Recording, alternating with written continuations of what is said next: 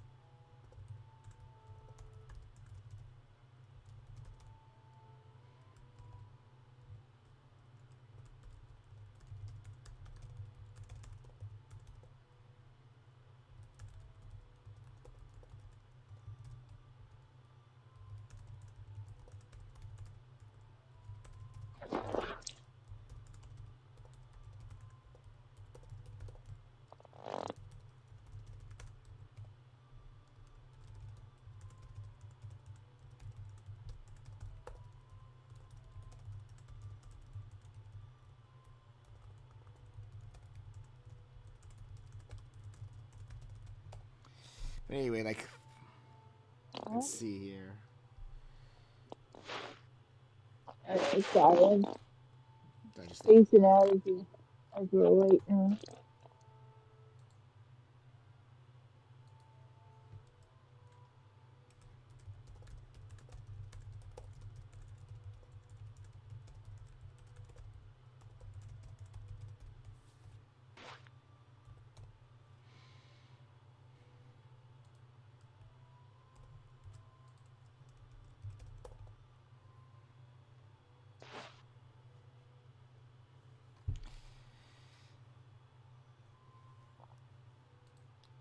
in that case, I'm just gonna get straight up to the game while I'm waiting for others to like join in. Just remember, you may not get everybody. Oh no, I said like oh I understand that. Don't 100% understand that. Yeah. Honestly, even I'm over here feeling a bit eepy. I actually just took a little rest before then.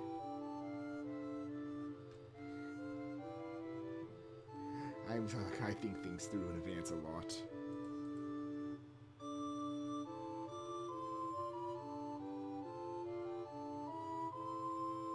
Nah, in my case, it's just the heat getting to me. IRL. I mean, like I'm hydrated and everything. Like that's not an issue. It's just Okay, so like some people will like, join in once they get home, from what I'm seeing, which gives me time to at least show my setup and find where the hell the boss is, because his location changes every time I load up this disc. wait, is that part of the mechanic that he's got different locations he can spawn in? Different locations where uh, where the area that he can spawn is. Basically, like the Sky Garden that he's in will be flying around into different locations. So I just need to look for wherever the Chocobo Sky Garden is. Go patrol, go patrol. That's Lagoon. Unfortunately, because this is PS1 era, I can't, like, waypoint it like I probably could in other games. That's the forest. Oh well.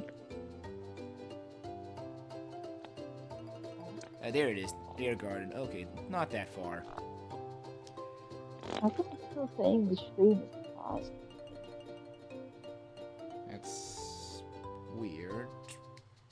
Like on Discord, Let me it see says what... that you've minimized the application. Okay, that's probably then how it works. I have to, like, then put the projector one up.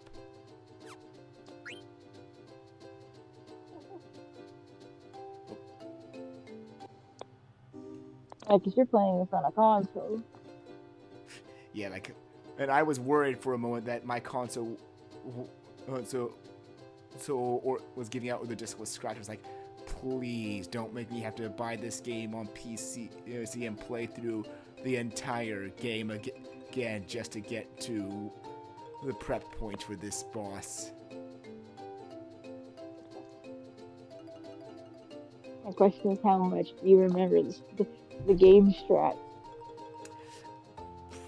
Decently well, I want to say, but also, like, it has been a while. Wait, you didn't do any prior refreshing or practice? Most of my refresh has been by battling and grinding, so, like, that's what at least how I refreshed myself. Yeah, because I'm like, you're going in here to fight a super boss.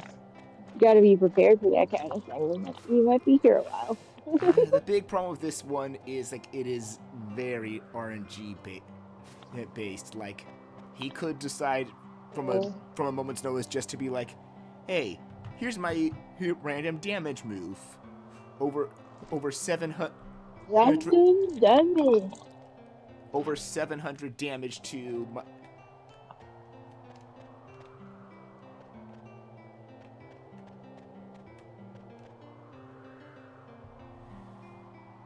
Wait, can I...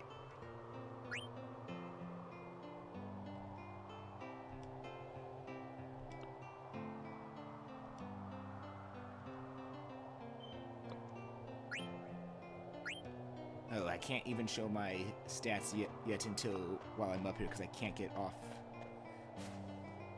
the Chocobo in this area. Because you gotta fly around. I at least want to show my prep for this, but at least the area won't be unchanged right now, so I can at least park where it is and then get on. Or it actually does. The Discord part of the stream isn't working, so I'm probably just going to pull up Twitch. Wait, the Discord's not... It's working. I have the... Yes, I've said it like 3 times. It says that you are all... It says that you have that application... That's... minimized. Like, stream pause. Did you make sure that you, pick the right application to stream? Let me see if I can change the window then. 1 sec. Yeah, just end it and I guess restart it.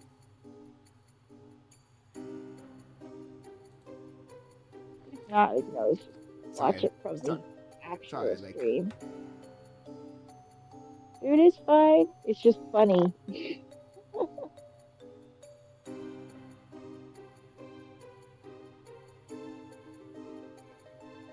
I'm gonna try something here. Let's see. Elgato. Open source projector.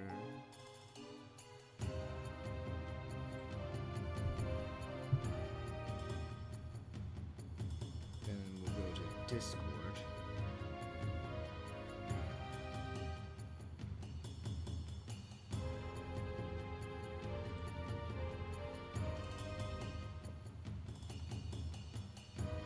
It's weird, like it even says like pause as well. Oh, Okay. Because I'm doing the right thing. I'm seeing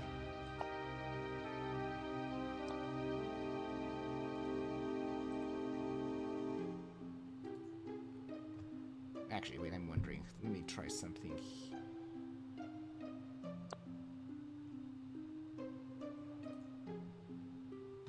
That's stupid here.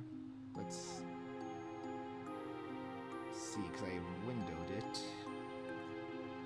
Nada.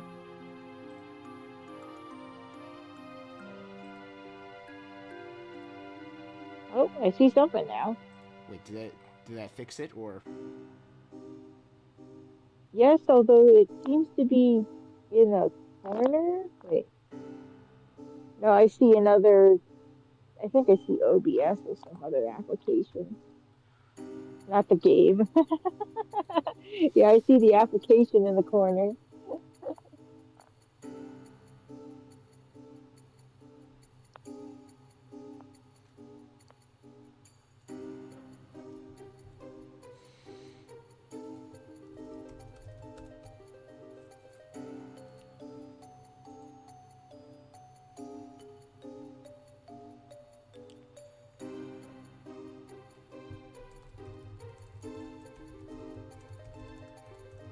Yeah, it's Yeah, not oh yeah, working. I'm seeing. That's. Oh, okay, you actually saw it. I was not sure if you're just continuing on.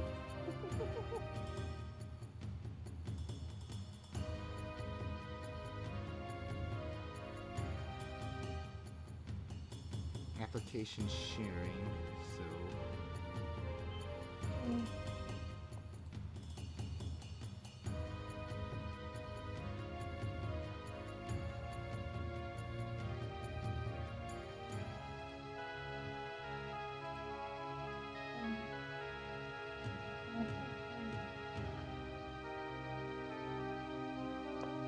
I just realized that I am allowed to send messages in the announcements chat. That could be dangerous. Hmm. Might fix that I for mean, like, I'm VIPs not later, gonna but do. I know you're not. But I think I might have to fix that for. VIP ring. It's like, huh, I didn't know I could do that.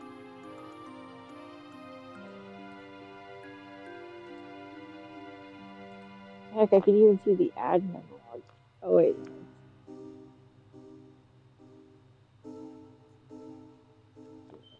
Log, admin chat,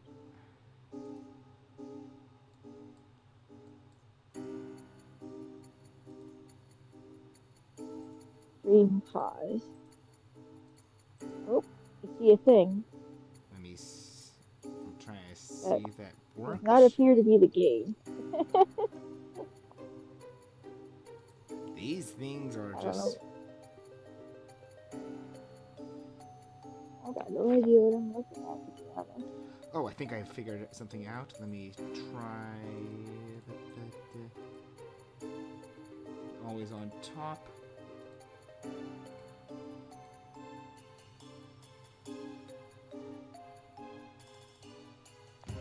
Let's see if that worked. No, really not. Nope. Plan B, I'm fixing this. Like I said, push back to chat. I can just open up Twitch.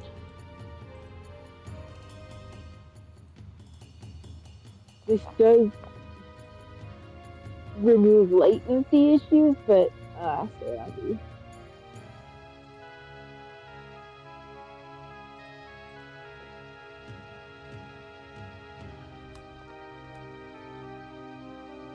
Yeah, Oh, I think I see it. is it working actually now? Yep. Although, what's that thing in the corner, the top left? Let me take a look just to see. Oh no! Suddenly now it's just the corner. Got a close up on James' face. Whoop. Oh no! Now I just see the corner.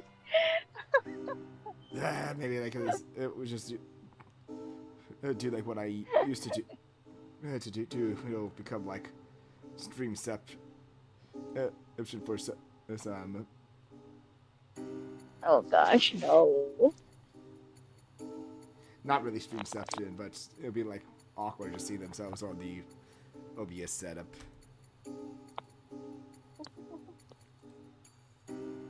Dream call.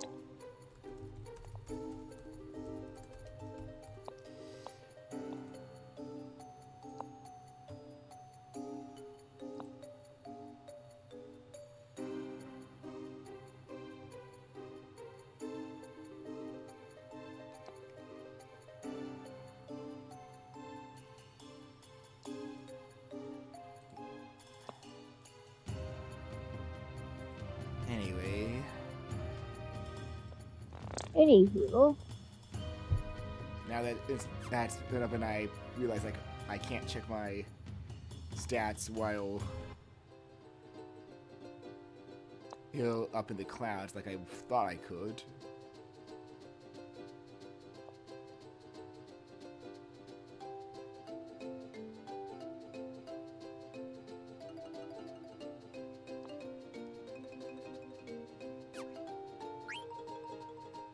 Perfectly fine still to just like gonna park near wherever the air garden is and then at least show my setup. well, Guys, I had to like do a lot of research to plan this guy up, but yeah, like I said, like pure RNG, he could just throw a meteor at me and my party could just be all dead instantly since his deadliest move yeah. deals random damage. And I'm like, cool. That's one thing I love in games, random damage, and I could just get the max damage thrown in my face. Note my obvious sarcasm. RNG. Yep.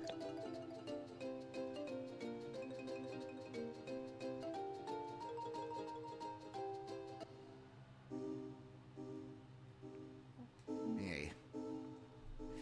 So obviously this is the team I'm going to be going in with for the Super Bowl. My boss carefully calculated Lightning, the dame, the sea.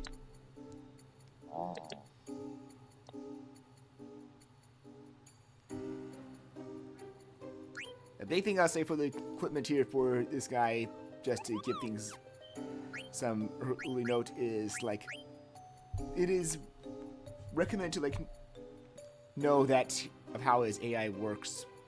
I have some equipment that will basically reduce holy damage by 100%, making characters immune to any holy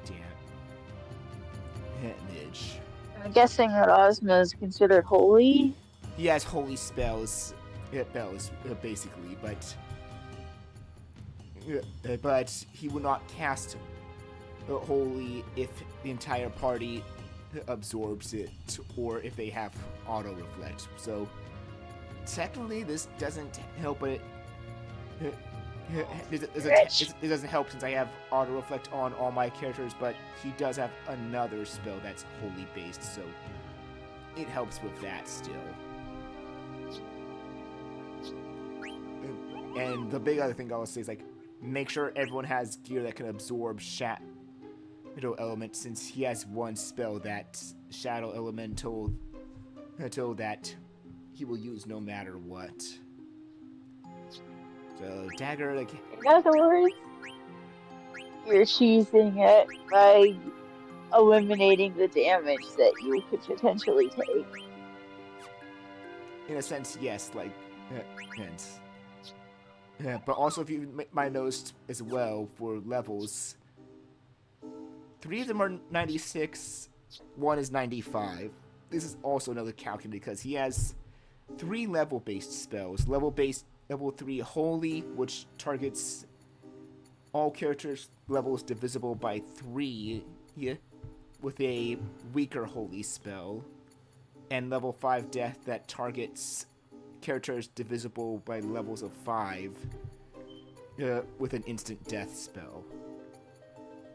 Realistically, I which could make my levels not you, like. So, oh, sorry. Like, I'll let you finish first.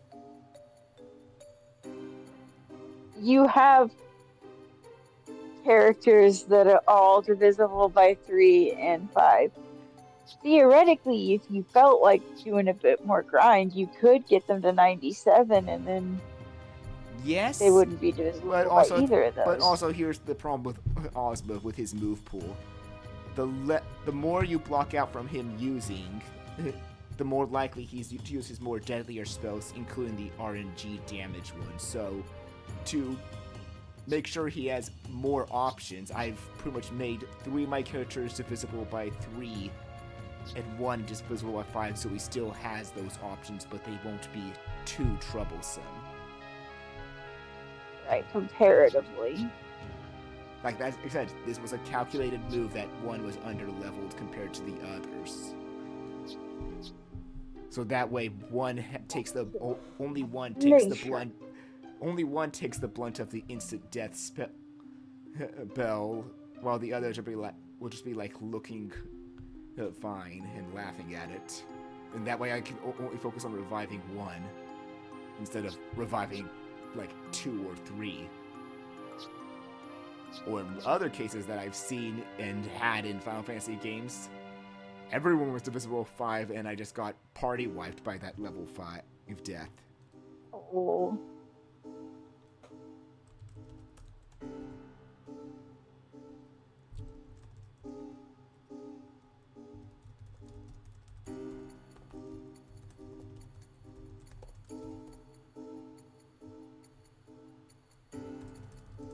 I find it strange that you'd rather take the insta-death um, spells over being hit with the RNGs. It's because that one can lead to like party wipe much easier since you don't know how much damage it's gonna deal. But instant death is simply instant death. True, but with one healer I can at least revive if one single person.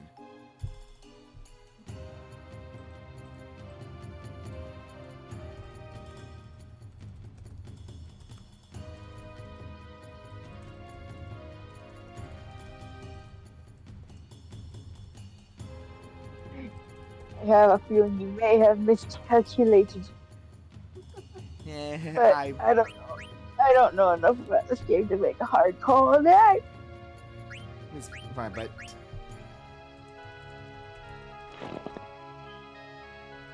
Oh.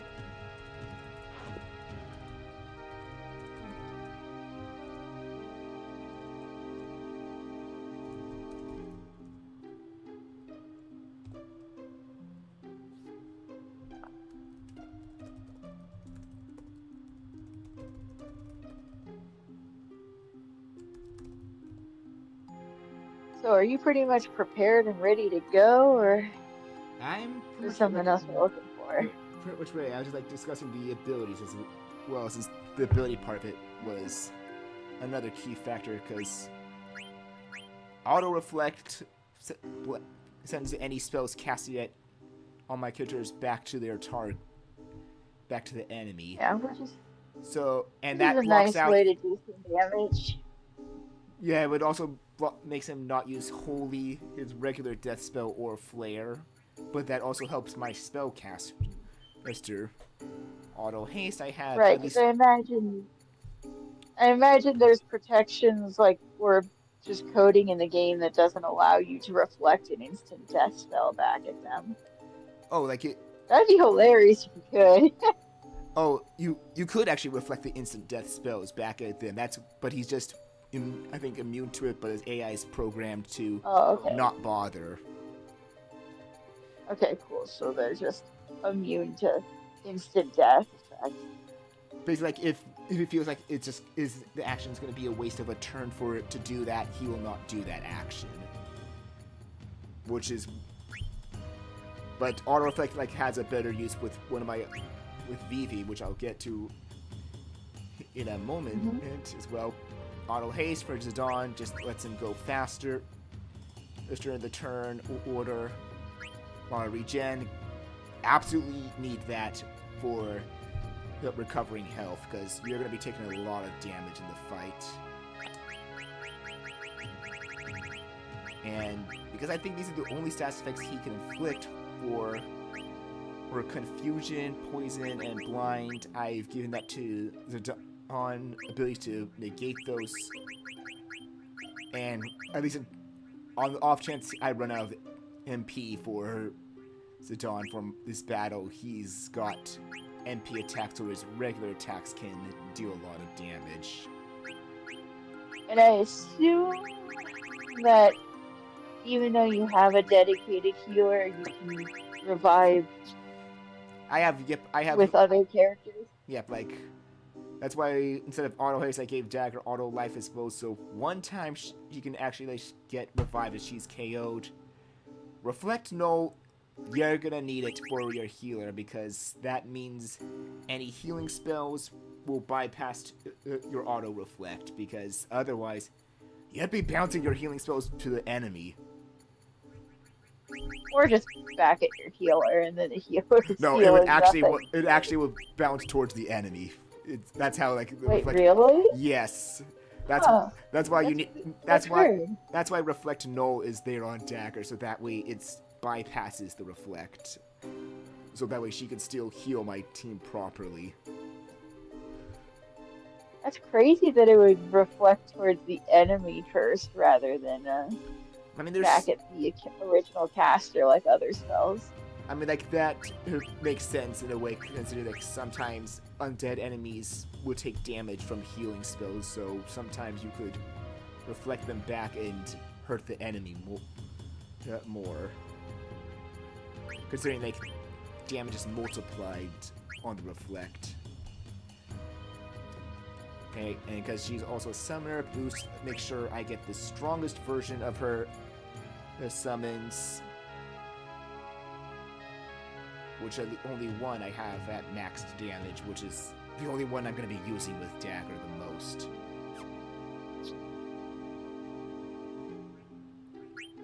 Vivi, I need the golden chocobo.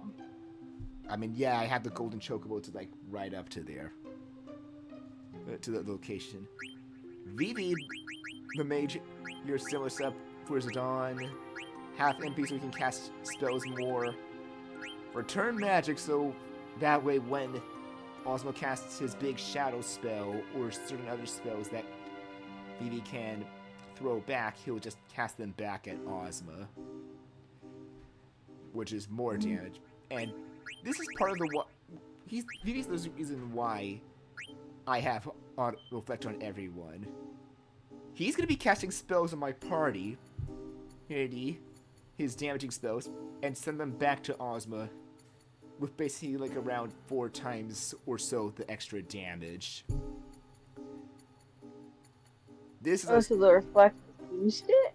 Yep. This is actually a legit strategy people do with Vivi. Make him cast spells on the entire party with auto reflect on everyone and just have the damage be bounced back for a lot.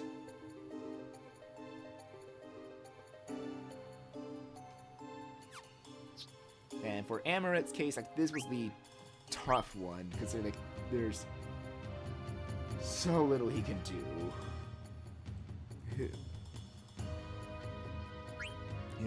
But I'm at least gave some return magic as well for him, and he'll just likely be doing melee attacks, since that's all he really can do. But he does have his own revive spell, or at least can put auto life. Yeah, he does actually have his own revive spell and can apply regen and auto life.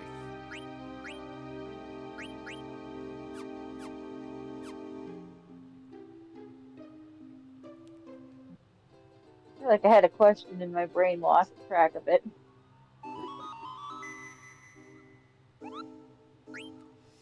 I had it, and then it fell out of my brain.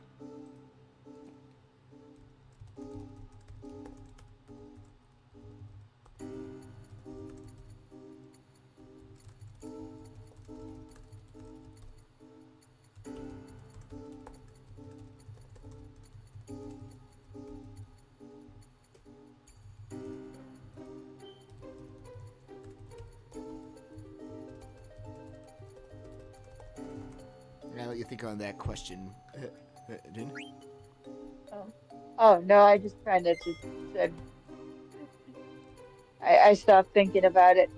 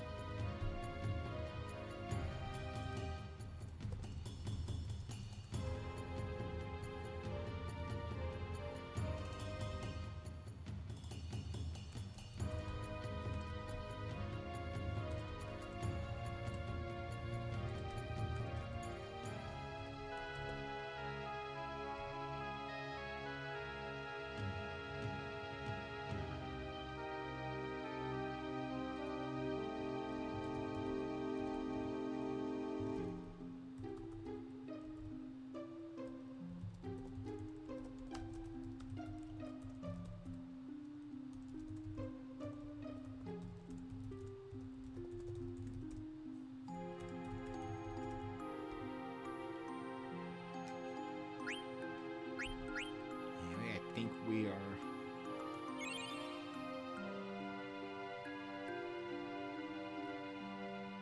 We are About as ready as can.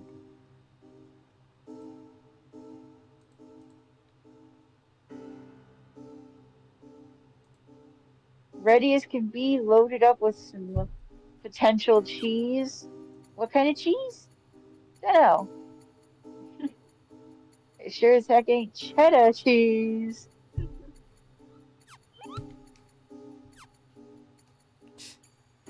Just hope it's not the weird, not the government cheese.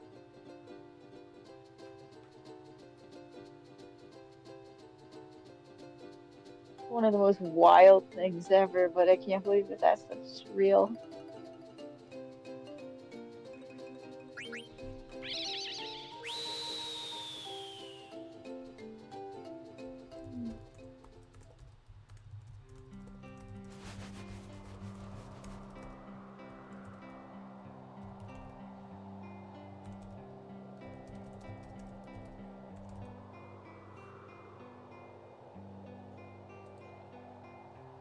Obviously not in this file, but like, have you found or faced this super boss or any other kind of like secret boss in Ironically, all my all.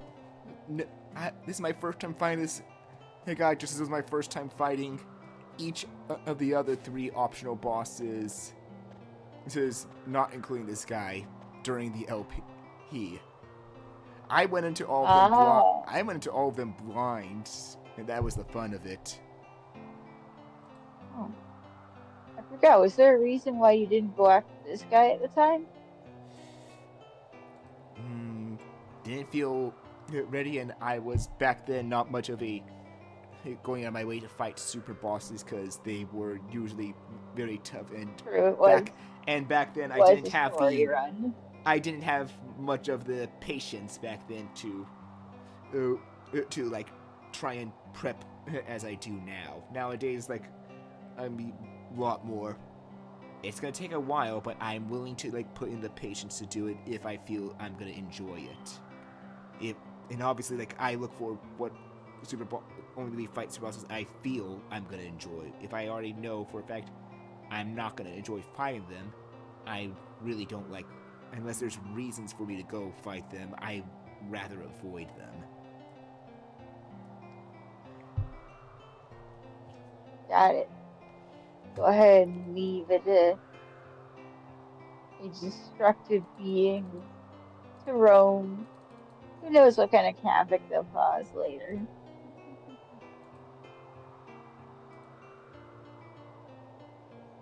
Way about to get roasted.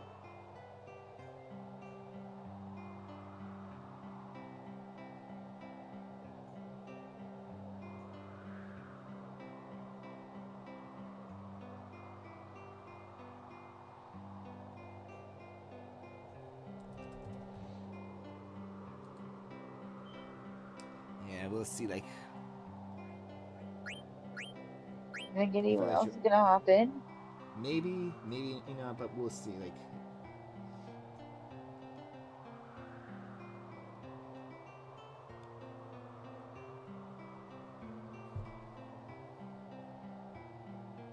oh, so like I can't actually look here.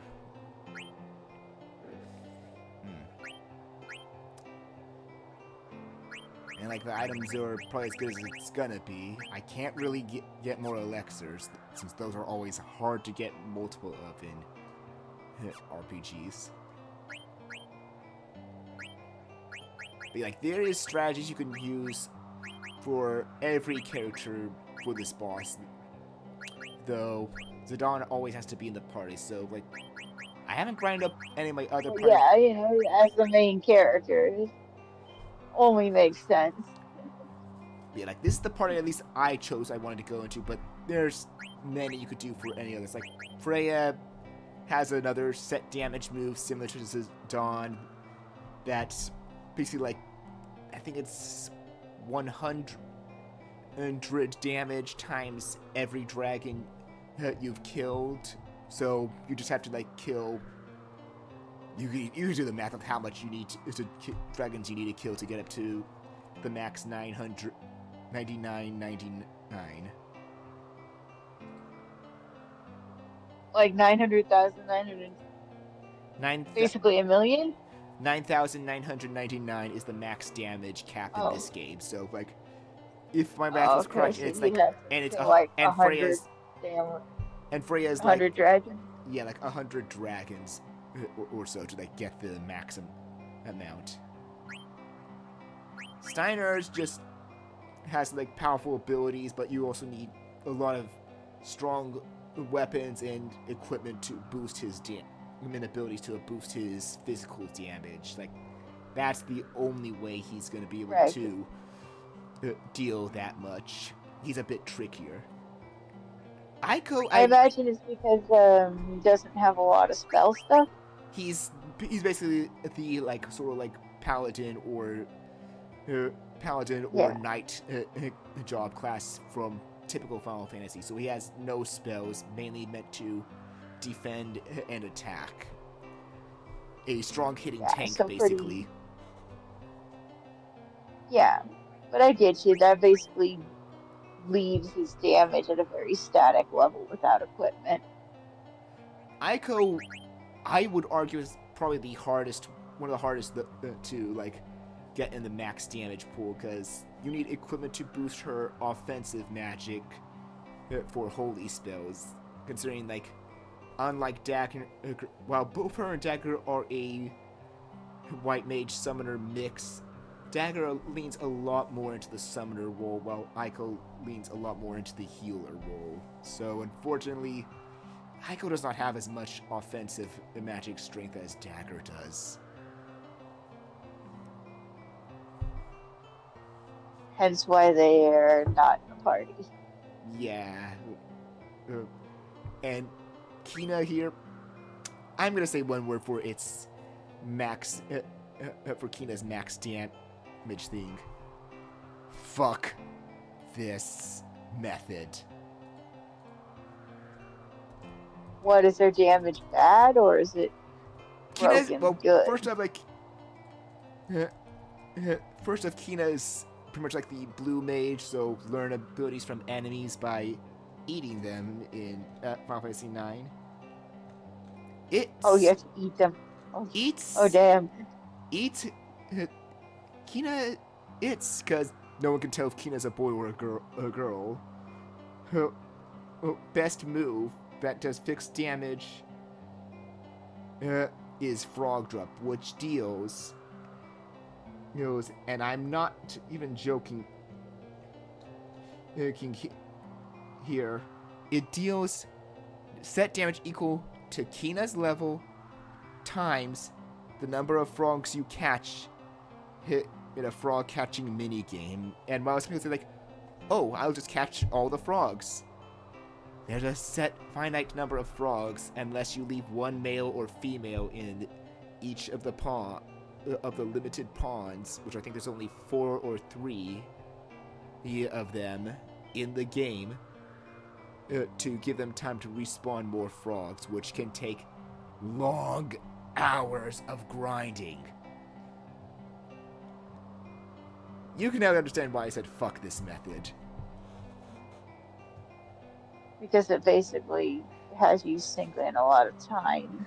And you can't tell which frog is male or female until after you grab it. So you have to also be careful not to button mash and confirm keeping it.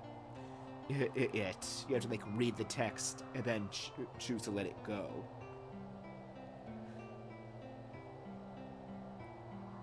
And because they jump around a lot, it can be confusing to remember which one is which.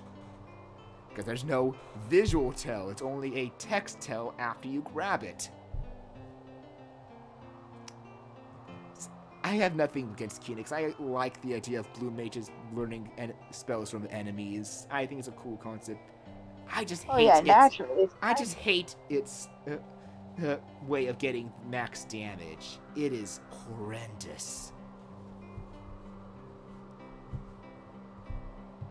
Compared to like ones like Freya and Zidon's, which Zidon's method is simply number of times you steal with some multiples based on Zidon's speeds, and because Zidon is basically like the thief job, already fast, and you start the game with 4 thief characters with a steal command, Zidon being one of them, and bosses have at least 3 items you can steal from. There's a lot you can steal. His method is like super broken and easy to get to, so long as players know to steal. I'm guessing that you elected not to do the cheat. Oh no! I actually went it. Zidon can already deal the max damage. Oh. Like, I have no qualms about dealing max damage on super bosses. If it means I can end the fight quicker, so be it. But yeah, I at least went with this party because... And I could actually open the menu now as well to show the items, because Dagger's ultimate summon, Bahamut, or more likely second, her current ultimate summon, since I'll get a new summon after beating this boss, which its damage is like based on some factors, and also the amount of garnets you have, which I have the max amount, 99, so Bahamut with boost is now going to deal also 9,999 damage. Vivi's going to be hitting those numbers with the reflect trick. Amaret, I can only hope with his equipment and MP attack that his regular attacks will deal that much.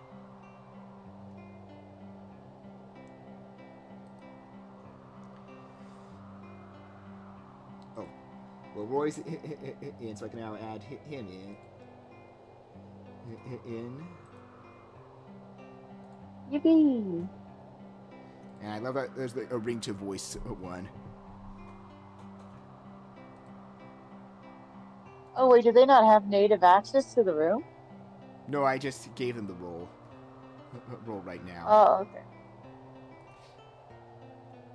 Well, that works. Vep. God dang it, Roy. Well, I mean, he's not wrong. I know, it's just like, I knew this was going to probably happen. It's like, God dang it, I was hoping like you'd at least at once not go that.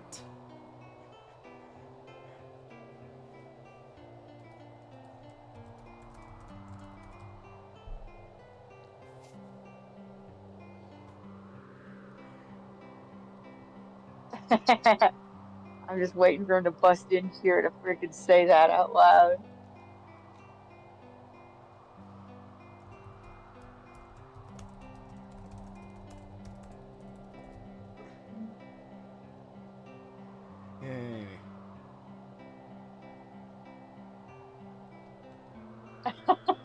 Calling him out before he even shows up. Damn. Like I said, I'm ready to call now. Oh, they're busy.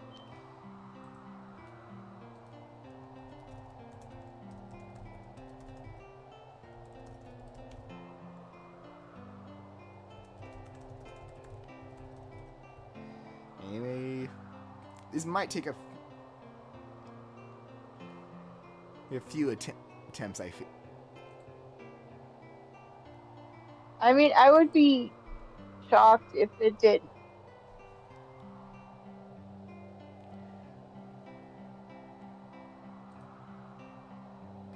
Cash said like he's gonna probably like hit like 15 minutes till he gets home. Do an attempt while they're fussing about. See how far you get, a little warm up. If you get it in one, I'll laugh my ass off though. We'll see. Like this is gonna be a very hard battle. Oh yeah. Because another thing to say, Ozma's ATB bar, which active time battle, since the bars fill up to just see whose order goes in. Let me guess, it fills up very fast. It can fill up instantly as soon as you input an action for a character if he's not already casting a spell. Oh damn. Yeah, this basically thing, for every action you take, they also take an action. Yep, this guy is very hard. I guess that kind of makes it even out though, right? When you think about it. Yep. Here we go. The giant marble of death, as people call him. I mean, that looks like I a prefer marble. when you listen. In 14, he can also be a cube. Oh, he's already using Doomsday. Okay. Good thing I did the side quest. Oh, Okay. that's not the RNG one. That's the Shadow one. So that's already good because now I'm going to be reflecting it back to him, and I absorb Shadow. Normally he would as well, but I did the side quest that disables his Shadow element. So that's. And now to throw it back at him again. 2 times, because Amrit also has return magic. Oh, so does return magic basically just take the last spell that was cast and The last spell that was cast it? and hit, so long as there was no reflect up. And in this case, it was not technically reflected. Yep, it was not.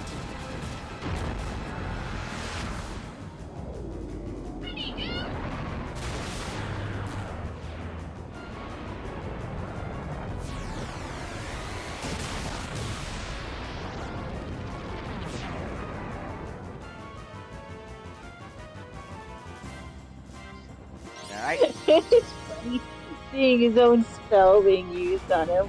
Normally would heal him, but as long as you finish the friendly creature side quest, it will disable his shadow absorption. And that's why it's very important to finish that side quest. Right, because that does shadow damage, so it would heal him then instead, which would backfire a lot.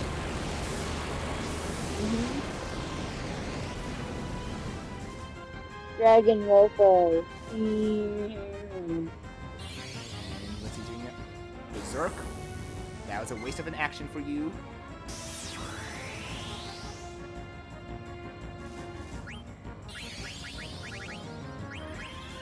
Because I reflected back and did nothing on him.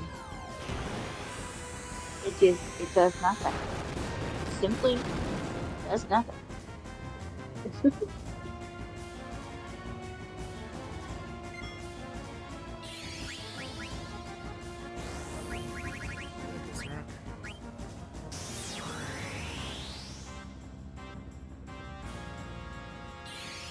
Let's see. Level 5 death.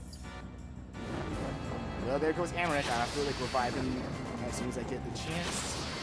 Action's already... His dagger's action's already inputted. But that was why he was there.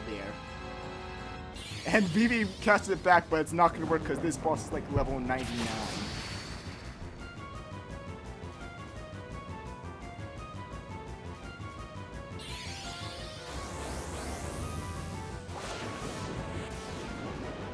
And like you said, they're immune to instant death effects anyway. Yeah.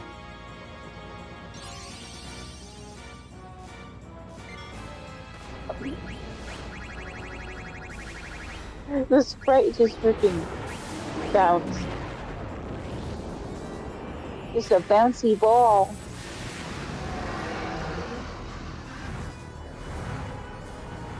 He doesn't have that much HP though.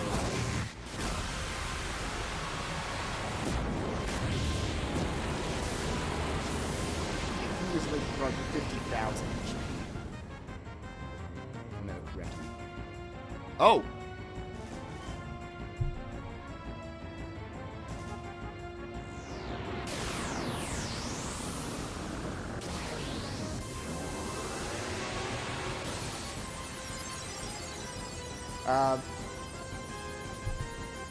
Yeah, about that one try.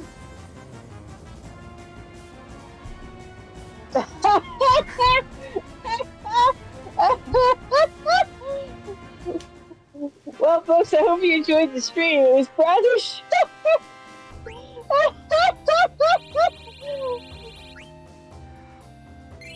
You said this was going to be hard. I think you may have over-prepared. This is like taking a level 100 Swampert into the Elite Four and Ruby. Well, to be fair, like, by hard I mean, like, there was very much heavy luck involved.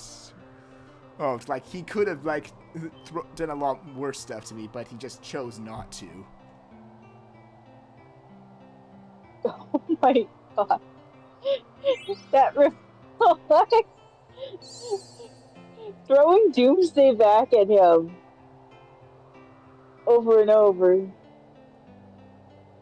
You cheesed it so hard. What are you gonna do now? Is there any other super boss you can go fight? Maybe, but I'm not sure how it would go. But there is...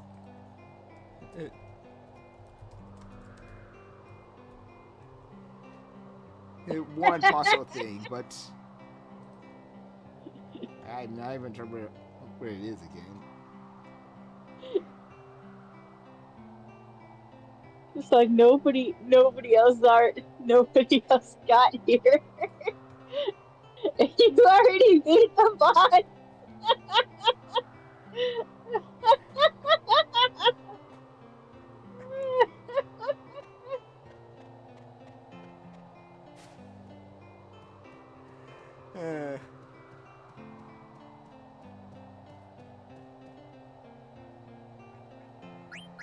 There's one thing I could probably fight just for lols, but I don't know how it's gonna go. Let's see if you can fight something without preparing hard for it. Oh my goodness.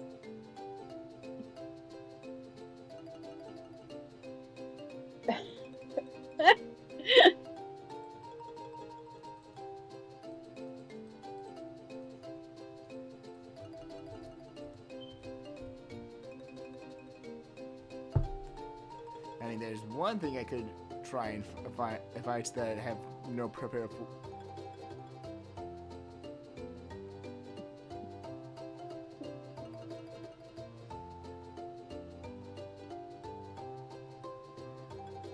This file's in like a post game, right? No, this is still the main game because there is no post game. Oh, okay. Game stuff. It's just like I had this file saved before I went to fight the final boss.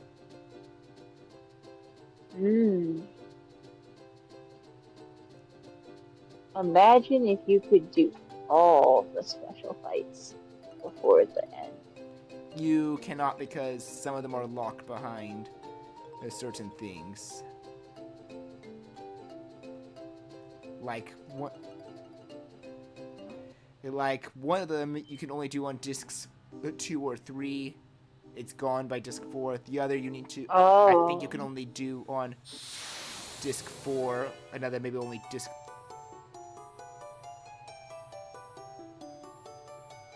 right, because this is back when games had multiple discs. This was not the guy I was looking for, but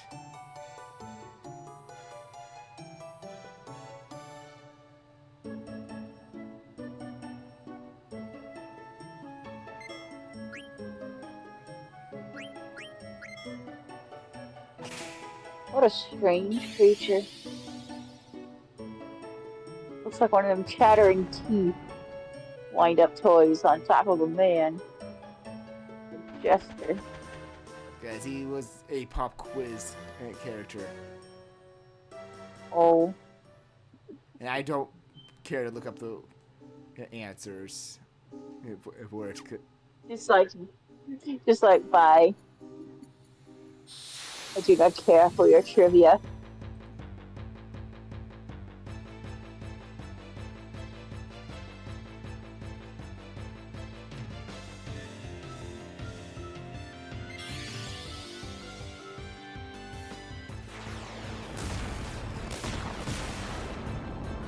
Oh, look, it's so cute.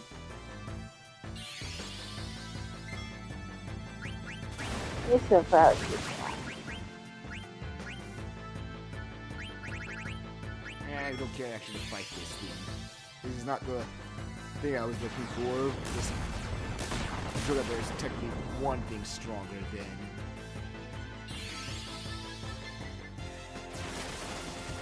And the super boss.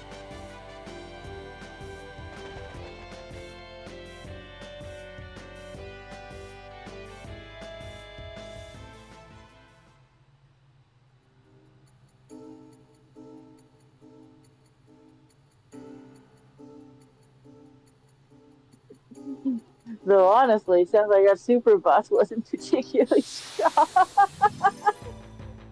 That or you just got incredibly lucky and I feel it was I got incredibly lucky.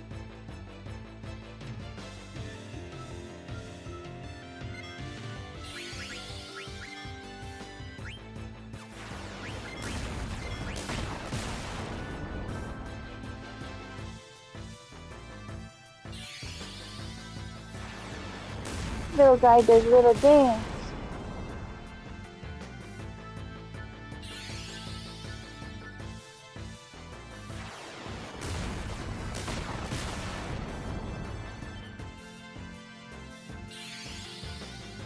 So what's this other boss you're looking for called again? I'm trying to see if I can find the friendly version of these things, because hopefully it's not a one-time, but you should be able to, like, meet up with it multiple times, unlike the other friendly creatures.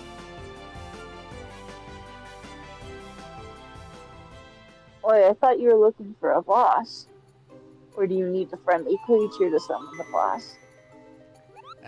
You'll see, it's actually kind of funny, because most of the time with friendly creatures, hunters, they don't fight back if you attack them, they run away. There is one exception to that.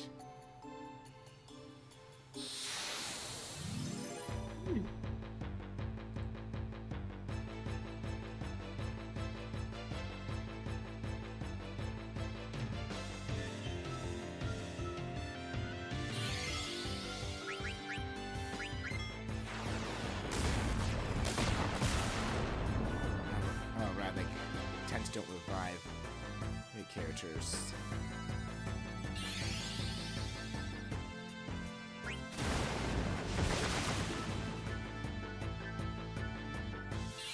I thought they'd do like that's one in other fantasy games.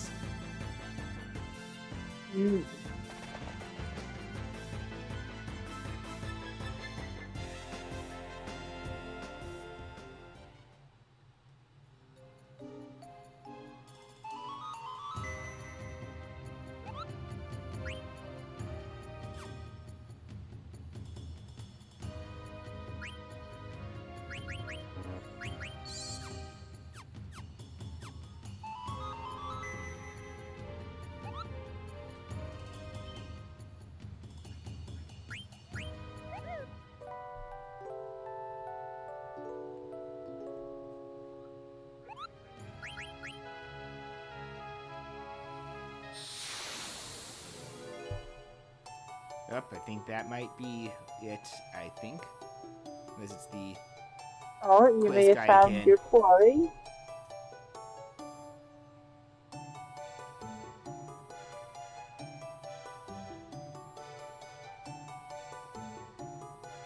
Oh, trivia man.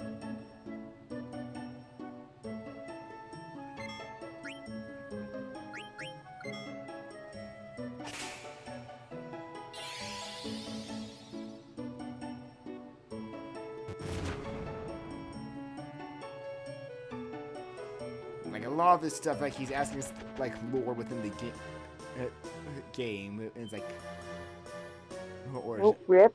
it's like I don't remember much of the lore.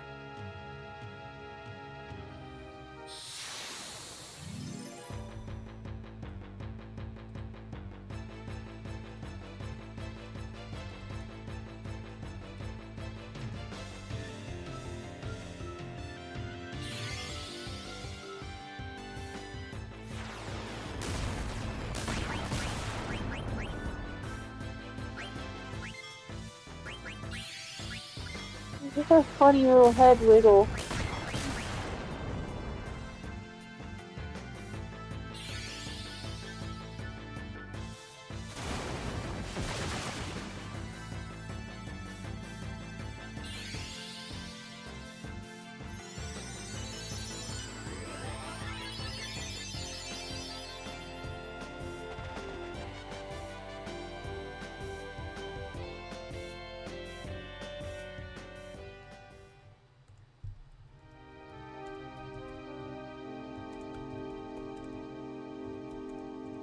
So what does the trivia guy give you if you actually get it right? I think you have to. He just gives you like.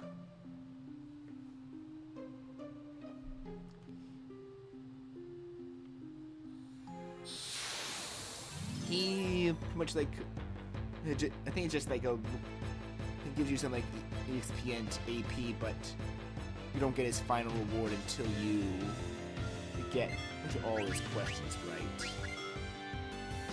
Oh, meaning you have to keep looking for him again and again until you get the questions right. Yeah, I just don't remember what I'm his assuming, reward is. yeah. I'm assuming that means if you get a question wrong, he'll show up again with the same question until you get it right. I think so.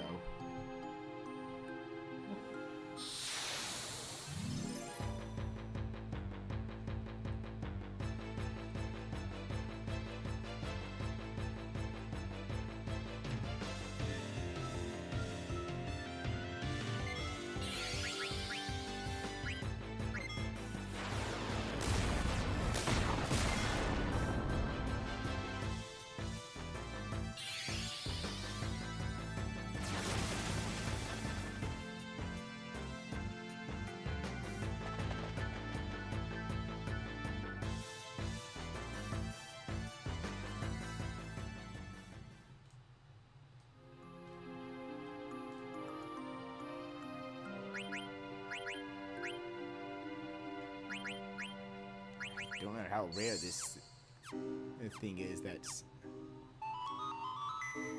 It seems to be eluding you quite well.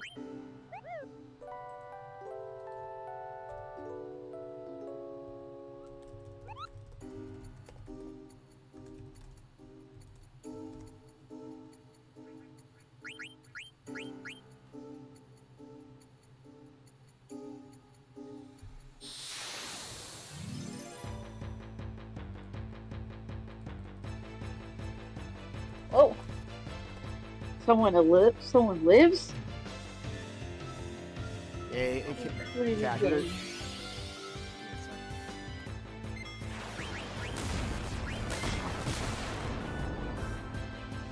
Was that long time no see?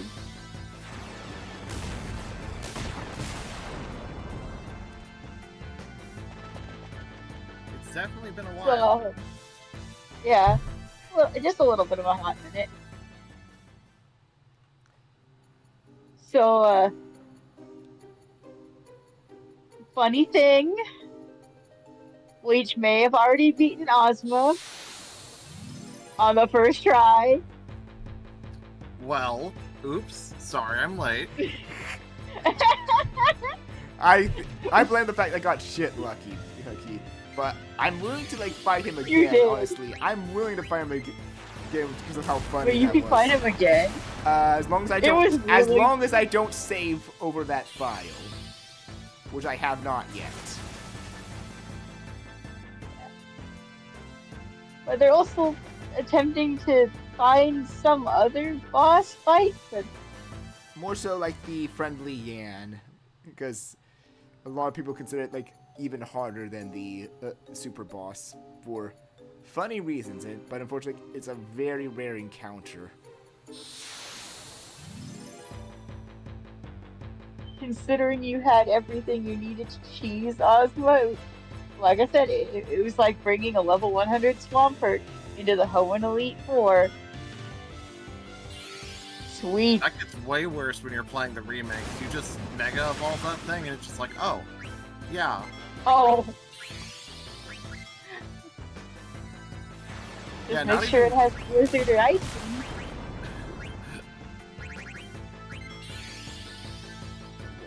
How crazy you can get.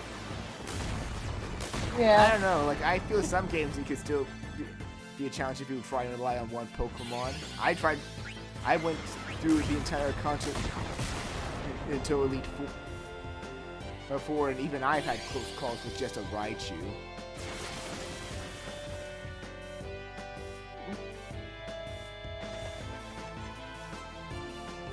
But yeah, honestly, I'm inclined to believe that Bleach may have over-prepared for the Ozma fight. I believe it. Had a whole Word doc ready just to prepare for an RNG check. The RNG check never happened. They went for Doomsday, which, Bleach, you said you had something that deals with shadow damage, specifically? Yeah. And then you had the Reflect, and a spell from Vivi that basically just And Amaret also had. cast... Yeah. But they basically cast Doomsday back on Ozma, and that may or may not have, that may or may not have been cheese. Because they had the shadow healing thing disabled. You did all the freaking side quests. You really did prepare. With how RNG Ozma is, you kind of have to sometimes over-prepare with some of the super bosses. But that's Final Fantasy games games in a nutshell from what I've learned. You either like can cheese the super boss with like over-preparing strategies or specific strategies, or you can just get screwed. Mm-hmm. There are only two methods to combat. Frontal assault and death by frontal assault. That's why like Kingdom Hearts at least has a little bit more, because if they design the super bosses well in Kingdom Hearts, it's like you can either cheese them or you can go the pro strats, do whatever you want and watch that it still works, and you just because you learn how does the boss mechanically works. It's so dirty. I'm so sorry, they're so dirty and all their PS1 boys.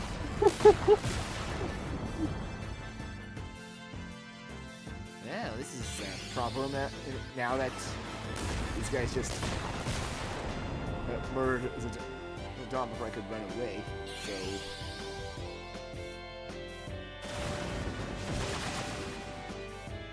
Can't believe you let a tiny shrimp murder your main character. Comet is RNG damage.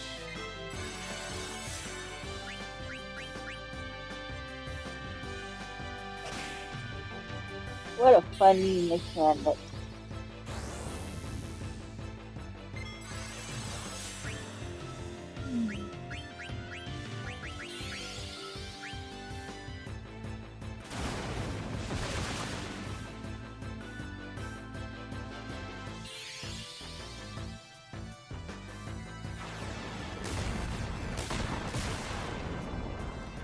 the funny side is that they somehow kill me here. Here. I could That would end be up... the biggest irony ever. Just like destroys Ozma, gets killed by a little guy with his comet.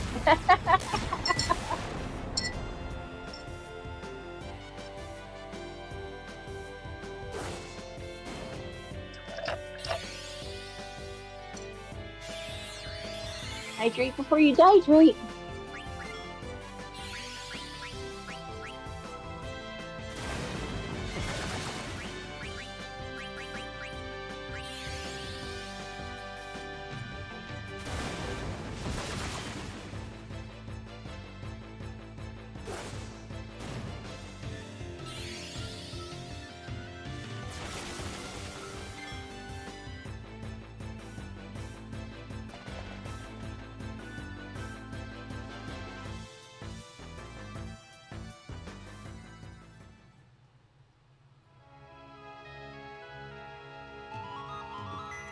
Keep forgetting though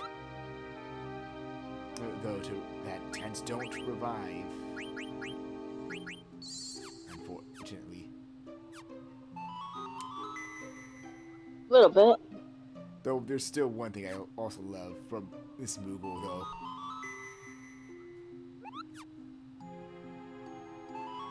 Hmm? Blaney little guy, ain't we? You can keep angering him by like canceling calling him. And he'll eventually say different things. There's like one line I personally love. It's just a little Easter eggs because you decided to be indecisive. Decide to be indecisive? Just trying to tip me off, Koopa, as he said.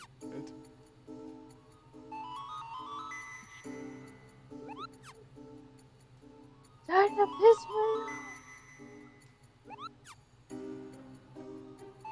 It's the end. Here it is! Oh, I blinked. great! Oh! Just blinks. Suddenly, it's here. I'm sharpening my knife, Koopo. Oh my god. I love how they just Guys, put that. ready. I love that they put that in for players that like to want to be a jerk on doing it. And I was like, holy fuck! And I'm like, oh right, this You know is a what? team-rated game. Listen. Moogles are no joke. They will stab you. And then they'll go back to being lazy. You And then speak like you maybe had stab you experience. more. You speak like you have experience in this. Have you pissed off Moogles in Final Fantasy XIV? Maybe. You know what? Between you mentioned Kingdom Hearts earlier, and this imposing Moogle just made me think we need to get that run back with. I think it's Golemleg.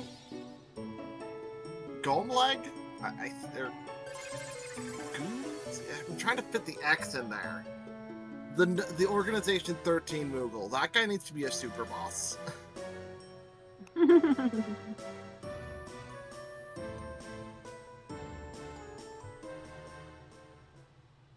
Maybe. No, I may have farmed. I may have farmed a specific Moogle boss in 14, specifically to get all of the class weapons, just to make my weapons look pretty. Valid. The goal in any MMO is to ultimately look pretty. You know, just I'm totally not a glamour hound. I don't know what you're talking about.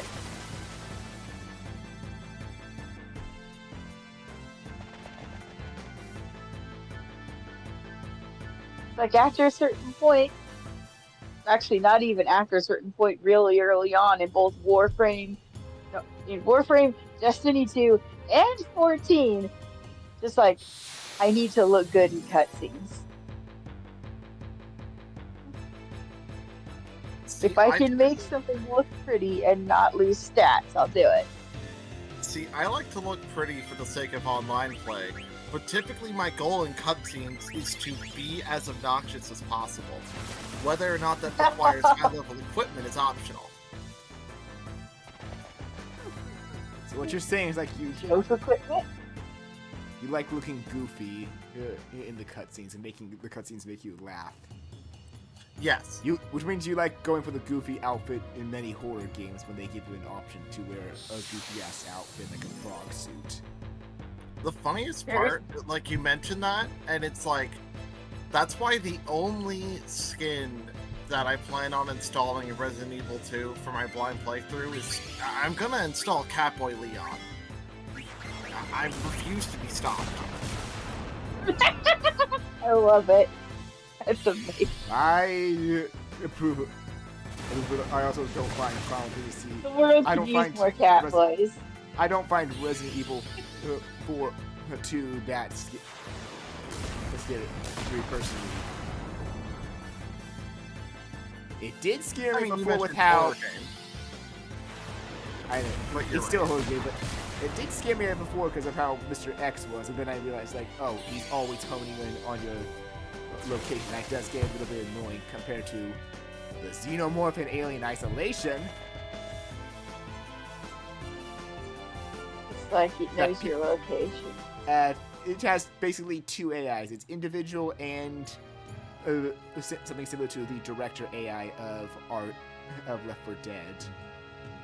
So the director tells you, the Xenomorph, where your general location is, but it leaves the Xenomorph to find you on its own, with its own AI. That's what makes it so terrifying, and that's what I love about that game, because it's a game of, like, how well can you stay in composure, because the more panicked the game feels you are, the further it's going to spawn away, and the more calm it thinks you are, the closer it's going to spawn the Xenomorph.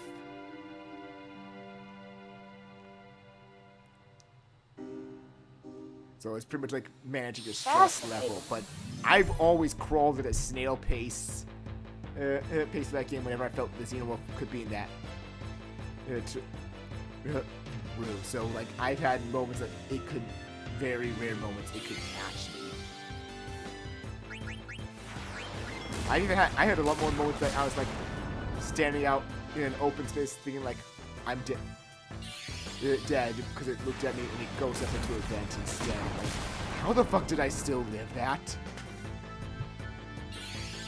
And some people are like, are you sure the AI is good as you say? Like, yes, I just got lucky there that it decided to go up into the vent.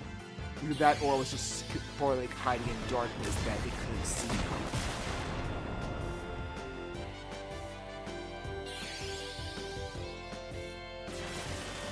Because there was definitely moments that I was like hiding in a corner and it turned and got me.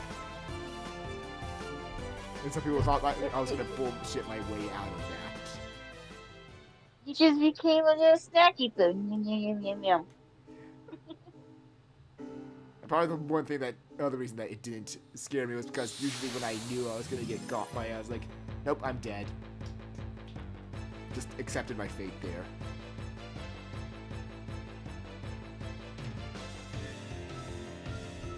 Like, that's usually my trick with horror a lot. Like, when I know I'm gonna die, I usually just accept it instead of being scared. What is there to be afraid of if you just accept your death? See, I have a hard time. Oh, that's so dark. See, I have a hard time in horror games. games, not in real life. Not in real life. That's a different thing from real life. I know, which is like, damn, that's a depressing way to play.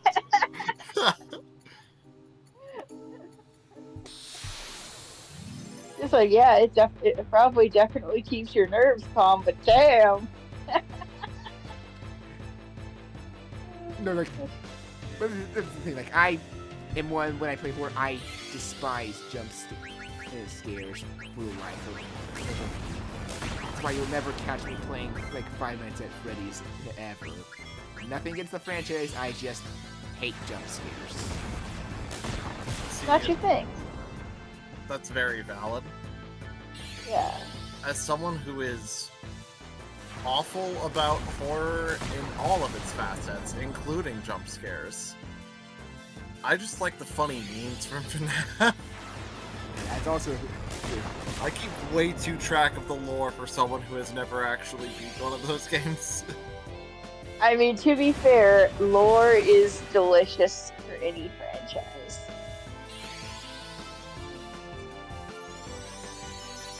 I don't know what you're talking about. I don't have a problem. I don't consume massive amounts of lore for every franchise I get into.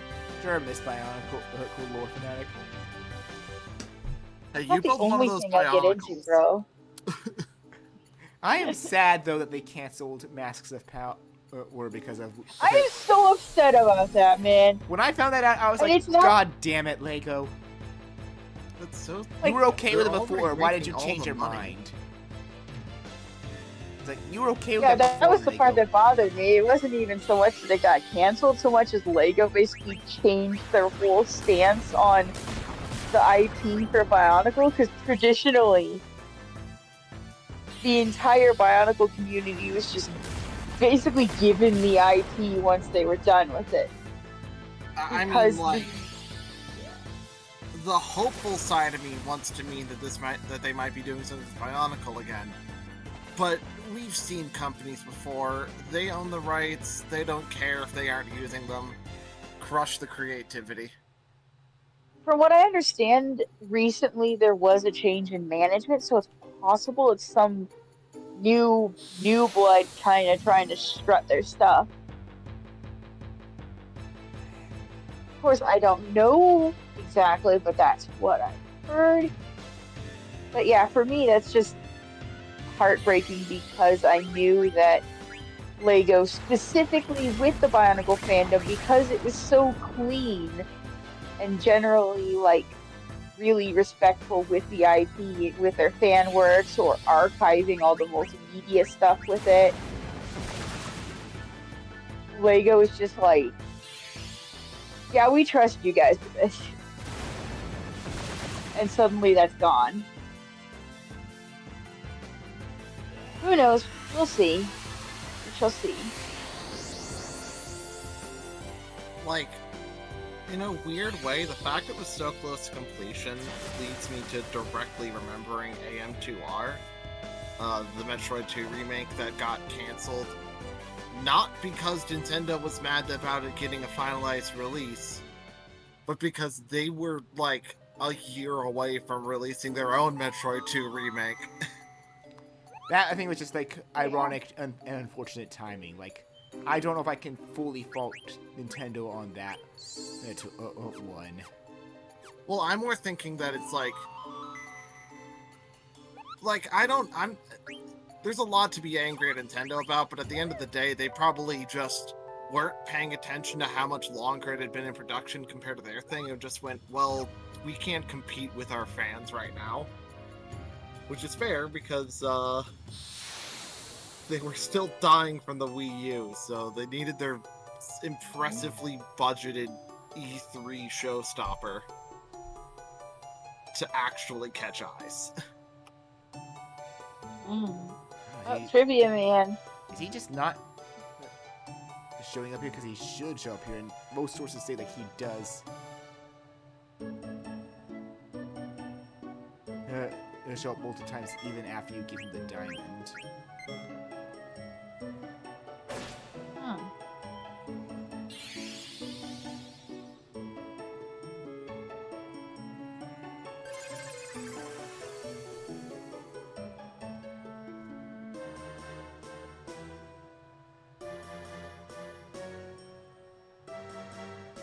Oh, did you actually get one right this time? I mean, that one I know because there was a friendly... Friendly Moo is one of the friendly creatures of the side quest. So it's like, when he said, like, some Moos don't attack, it's like, yes, there's a friendly Moo out there. It's funny because you're basically looking for that one right now, huh? The friendly Yan, which... Oh, the friendly. Which some people have said is harder than even Ozma for the funniest reasons. Oh, I forgot to... Oh, that's why... he got killed again.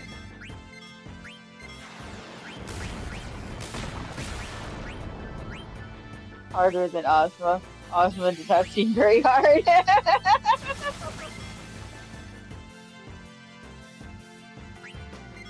Is that like a known thing in the FF9 like fandom that you can cheese the hell out of them? It's a 100% thing that you could do, like cheesing Ozma, but he also has only 55,535 HP, lowest of most super bosses, mind you.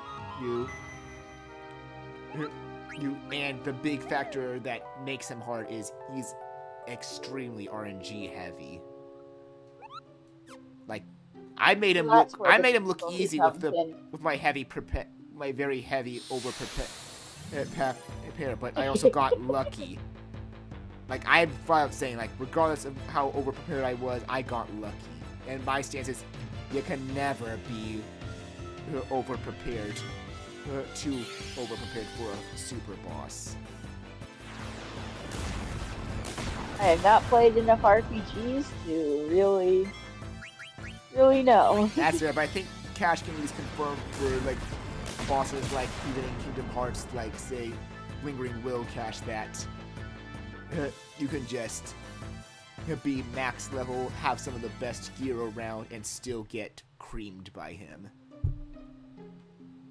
Just because you weren't paying attention to certain things or he caught you completely off guard.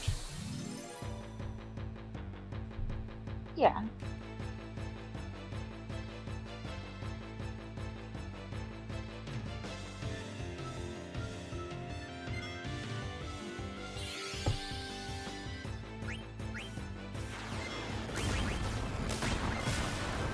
This little booger needs to show up soon. Unfortunately,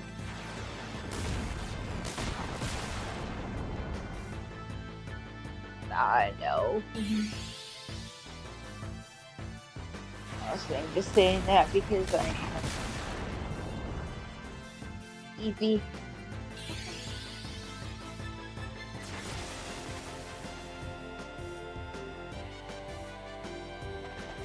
I don't know why I got up at 6 a.m., but I did. And I did a bunch of stuff. Made some killer burritos too. See, I went to bed early last night than normal. I actually went to bed like at midnight, but that's because I was just not feeling well. Like I just felt like having a headache and. Dude, I honestly like that session I understand. Oh, what? Oh, I was saying like I also had like I had a headache and felt like my stomach was just upset with me. Oh. Dude, I'm impressed that you kept DMing through a big story beat.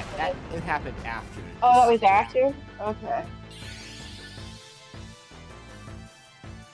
Burn it to the ground! Burn what? I just saw the redeem that Cash did.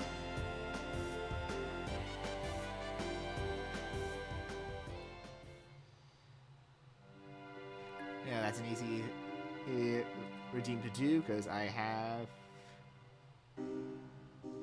Burn to the ground!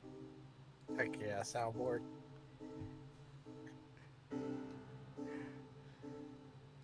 I like when Alan like redeemed that without not knowing what it is. He's like, it's like, really, Alan, you redeemed that? It's like, I did. I'm curious what it is.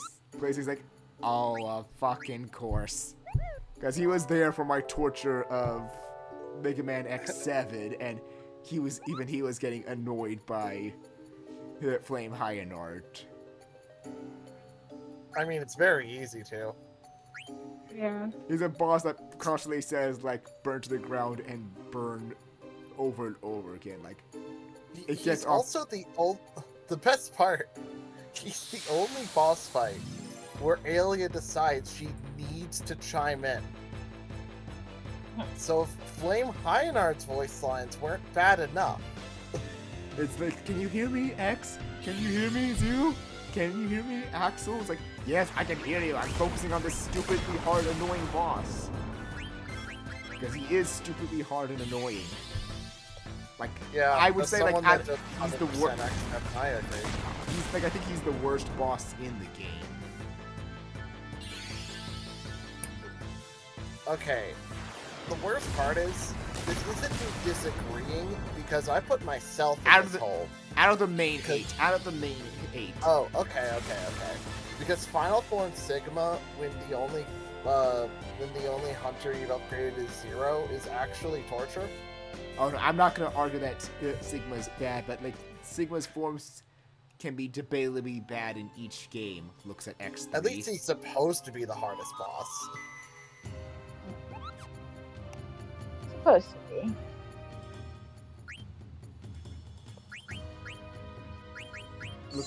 Looks at X3 and just and how stupidly hard Sigma his final form, both of Sigma's forms are. And yet I hear people say like, "Oh, I had a hard time with X4 or Sigma." I'm like, really? That one is shit easy. Are you kidding me? Listen, as someone who has struggled with X4 Sigma, yeah, what the hell? No, that was a skill issue far and beyond. The design of that boss is impressively telegraphed. Yeah, like, this is why like tells can do wonders in games to help players. And would you, well, Cash probably knows this, but would you believe me or not that I actually almost got in an argument on Twitter with someone that disagreed with my point that if bosses that have memorizable attack patterns and vocal cues are tells, like, also like, you know, a super boss that they thought was bullshit. I was like, I disagree, because they have like memorizable attack patterns that you can learn and know how to dodge and block. They have vocal cues to tell you which attack they're gonna do, so you can easily know when they're about to attack. And Yeah. they disagreed and said like memorizable attack patterns and vocal cues aren't tells, and that's the moment I stopped talking to them, because I was like, what? That's the definition of a tell. See, it's not that hard to believe that you could get into a fight on Twitter. It's honestly about as easy to do as. I think it might have been before Musk bought it, honestly, which is the funny part. Even before that. This definitely happened while it was still legally Twitter. Listen, even back then. Twitter's always been a hellscape. It's just far more evident now. Yeah, that's why I left it for Blue Sky. God bless Blue Sky. I went back to Tumblr. Oh! Oh no! I'm on both, but it really did just make me go, you know what? 2 can play at this holding on to an outdated platform game.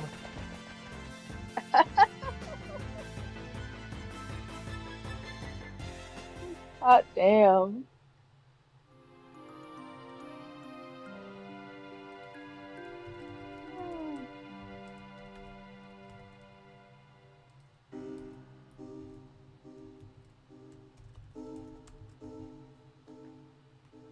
I'm almost half tempted to just start and fight Ozma again with how this stupid friendly yam is not showing up.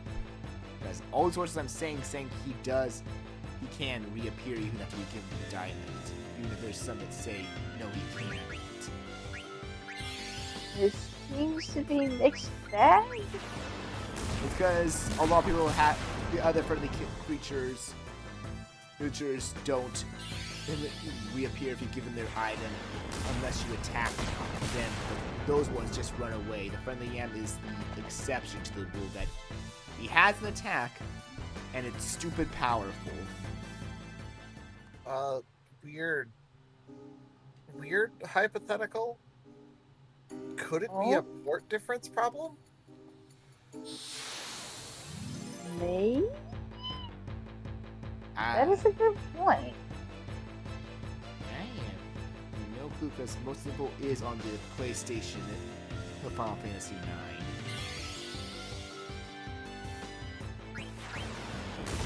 And I am playing this on the original PlayStation.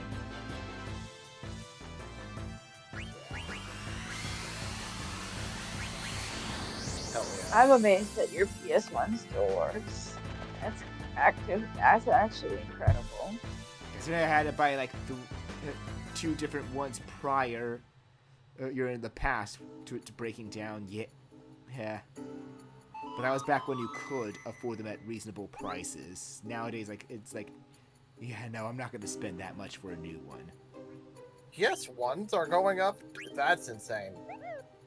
That is pretty insane. Especially since most of the PS1 games are compatible with the PS2. And 3. Like, And the 3? Yeah, the PS3 had a weird thing where most models aren't compatible with PS2 games anymore, but basically every model can run PS1 discs.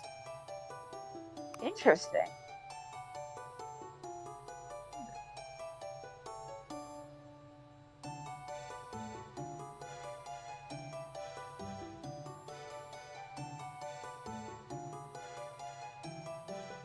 I wonder why. Oh, stretch. I think it has to do with, like, the PS1 emulator can be done through software, but the PS2 was barely too powerful to be emulated, so they basically had to fit in its guts in the PS3 to make discs work, which, wasn't worth it. Right. But they were like, yeah, well, we can keep PS1 compatibility, so why not? Oh, I forgot about this picture. Man, I constantly wish... Sorry, random thought, but I wish we got a Monster Rancher on PS3 specifically because of its compatibility library.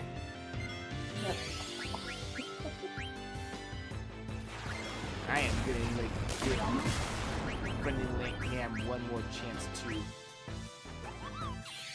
show up because... Watch this disappears. The problem is, like, each time I think it's appearing, it's the pop quiz guy because they use the same battle music. Like, that's the usual tell you have if one of them shows up. Zelda, what are you doing, kitty cat?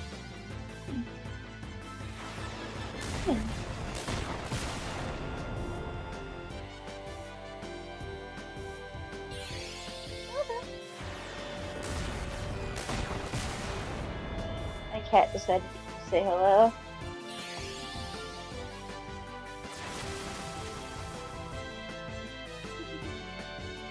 Yeah? Cats when owner is busy.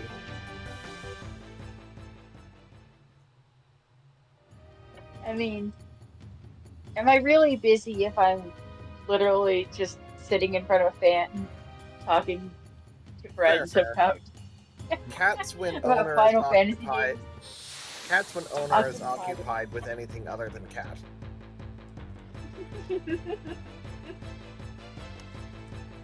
But then would you want to pet the cat?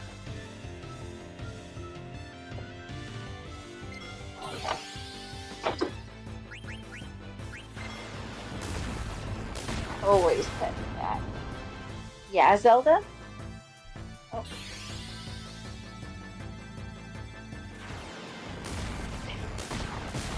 You really are begging for attention.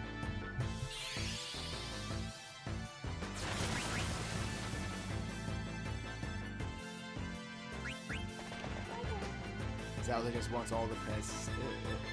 It's too bad I have cat No, she's- allergies. No, she's rolling around on the floor, basically begging for me to play with her. Oh, what a baby. You don't have one of those, like... I do have a laser pointer. I'm grabbing it. Zelda, I got the laser pointer.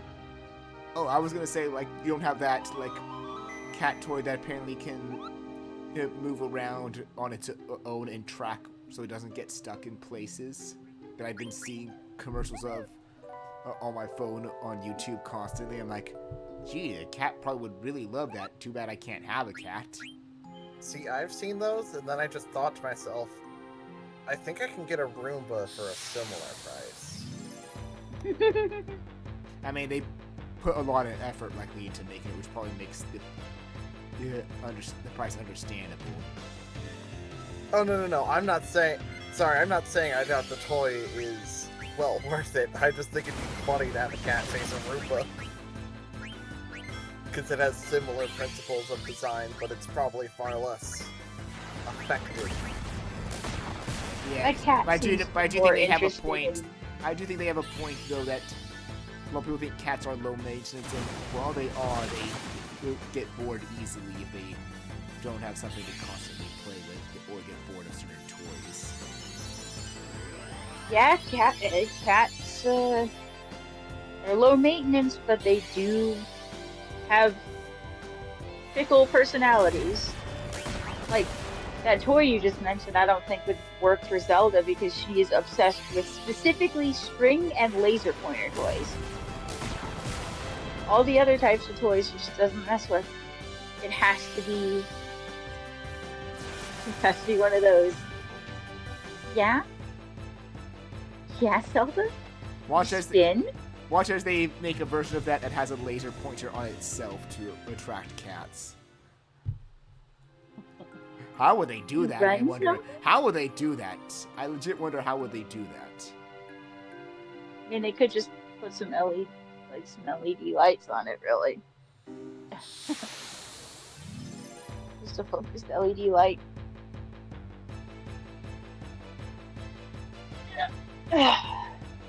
So,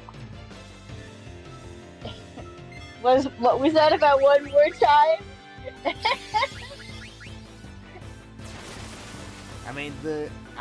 They have. I didn't hear the music for the friendly creatures. I said I'm gonna give it one more time for when that music shows up. Oh, okay. Cause it's just. I was just about to be regular, like. If it's regular Yans, then it's like whatever. It's like, this isn't Genshin. We're not here to gamble. Yo, did somebody say gamble it? Someone say gambling. Look, I like Ginger, but I mostly free to play. And Cash confirmed this. Mostly. Oh, I'm more referring to like polls in general. Oh yeah, no. I mean, every gacha game. Every gacha game has pools. Pools. Like what? Yeah. Pools like that. I'm not denying, but it's like mostly like, do you pay more to give yourself more pools, or do you just like stay free to play with occasional like, if I'm interested, I might get the battle pass, or I might just like do this simple pass for a bit of extra while not throwing the budget more, just make it like a sparing monthly thing instead of like throwing thousands of dollars into like a bunch of pools. I don't go that route for that much. It's like maybe the monthly thing, maybe not at times. It really depends on my mood, but I'm not going to budget to pools. I miss a character, there's gonna be more chances. I personally save all of my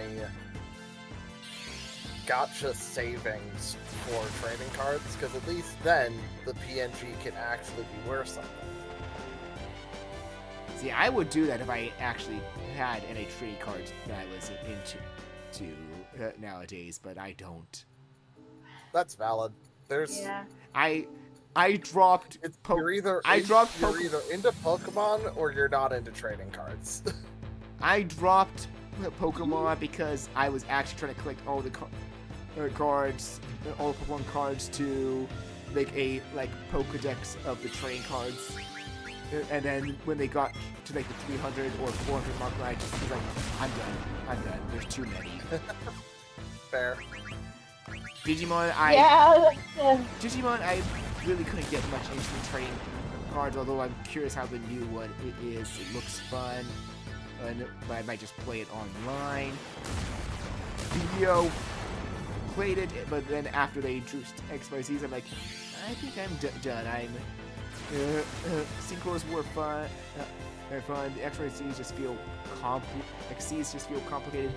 And then I heard about pendulums and like, wait, you can summon is real. you can summon like 5 monsters in one turn if you have the right pendulum monsters on the field. Broken, busted, nope, done completely now. And then Through the rules, I have money. And then the people say like, oh no, they made it worse now with links. I'm like, definitely done. It's like Yu-Gi-Oh just got so unbalanced to the point, and and it's like, I'm not criticizing those that are still into it. It's just like that's your choice, but for me, it's just like way too unbalanced that I'm done with it. I think part of the problem was that they took the wrong lessons from the success of 5Ds over XGX.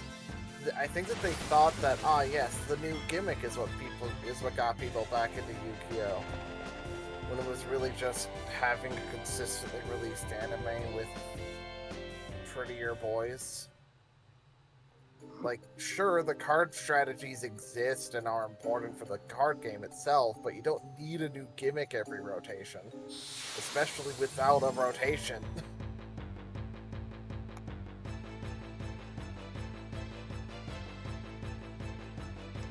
Yeah.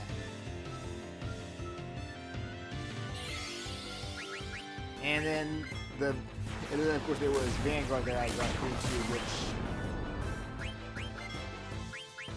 had to go through like 2 reboots, but eventually after moving I just like had no one I could play with anymore. There's not many people that I know that played online, especially in the new era. It's like mostly I've mainly played in the old era. It's like, okay, so new era was a no, and even I don't have any cards from the newest current era because 1, don't have much consistent money to get all of them, and 2,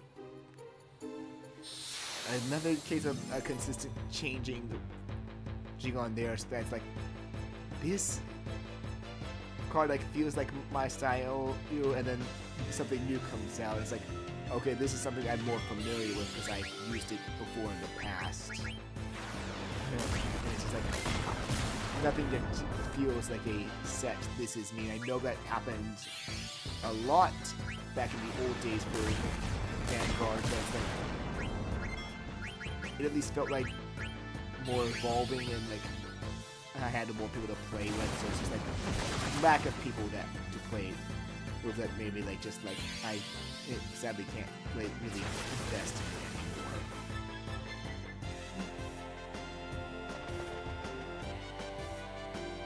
Fair enough. Because like the other part, because unlike Yu-Gi-Oh that learned the wrong lessons, Vanguard sort of learned the right lessons, though it didn't get right I think until the 3rd reboot, as far as I can into the 2nd reboot, as far as I can tell, that it pretty much really like, okay, we're going into like dangerously broken territories that people are finding certain things toxic. Let's reboot it into a new format.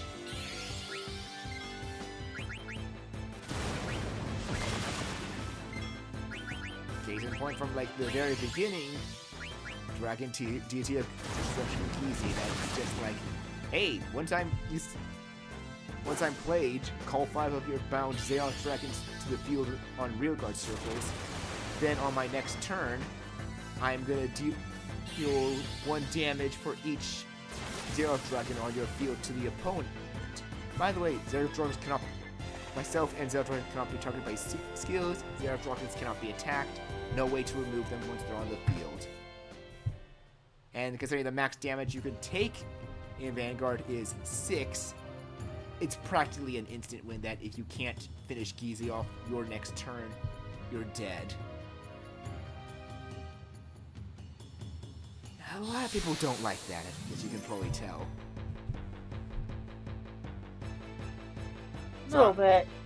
Sorry, like, for you guys that don't know much about Vanguard, but it's just like a... I was lucky enough... It's something you know about, yeah. I was lucky enough to have a deck that could simply overpower Geek Z if it came out, because that was one of the few methods that... When people say, like, oh, it's a... You just rush him and win. It's like, easier said than done when there's decks that can... The clan that can deal damage... Strategy. There's easier said than done when there's clans that can deal damage themselves, thus getting the requirements to bring BZ out faster, and most BZ players run what they call the 1 damage rule, which is they deal 1 damage to the opponent. They then only attack the opponent's rear guards, or then end their turn instantly to save hand size, and make heal triggers ineffective, since, like, rule of heal triggers, you can only heal your damage if you're equal or greater than your opponent's damage. What's that? You're at 1 damage and the person using BZ's at 5? Too bad, no heal trigger for you unless you're at 5 damage as well. Fuck BZ.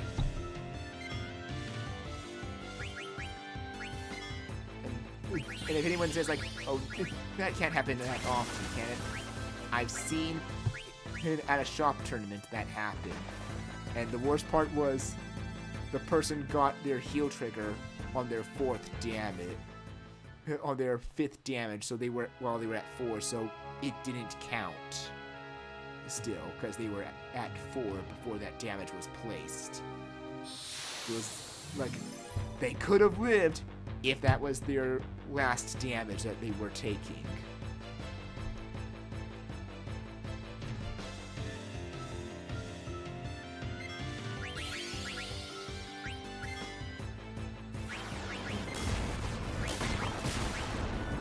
Honestly, I had not a whole lot of idea what you just said there.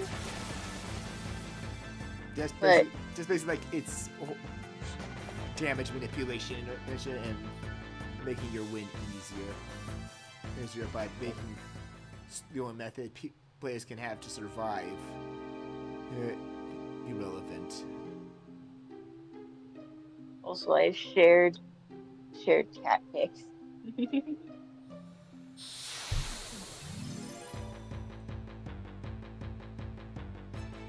Ah, that definitely is a cute cat. You've seen Zelda like pictures before. I forgot. How do you forget? I bring her up all the time. Mostly because during our Digimon games, she just comes to say hello.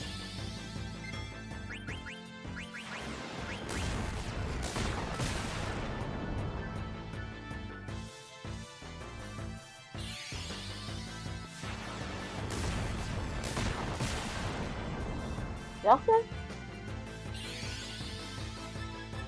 Speaking of which, here she is. Back for more? Back for more, kitty cat?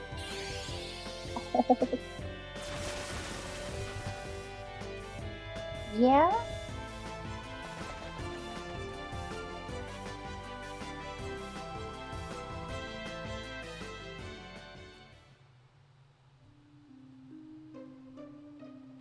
I wonder, are there any other hidden bosses or Easter eggs you could poke around with on this floor?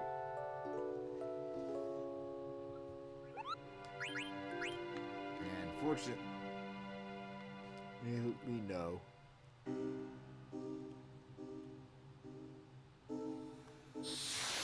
Literally just this one little guy?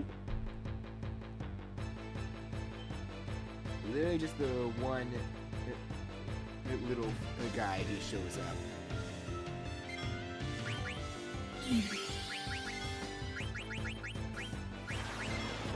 So that's when my ball speed gets really faster just to reset and fight Ozma again and see if luck it would be any worse for me. see if it was actually luck or if it was Oh just no, it you were 100% was. actually It 100% was. Like, I am not gonna like sugarcoat it. It was 100% luck.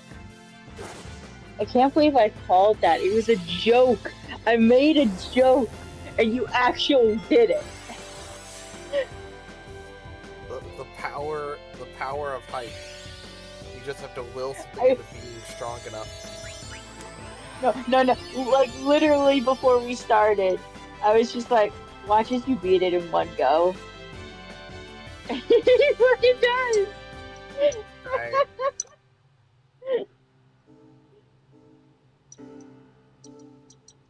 If only it had been right as you start, then you'd have the proof. Oh no, the stream was going at the time. Just we had like started a fight. Okay, Plus, cool. plus remember, Ozma Then- has like 55,000, a little over 55,000 HP, so I can't one shot hit him. Considering the damage And cap. yet, Considering the damage cap is still 9,999. Yeah, you have to six shoot him with a revolver.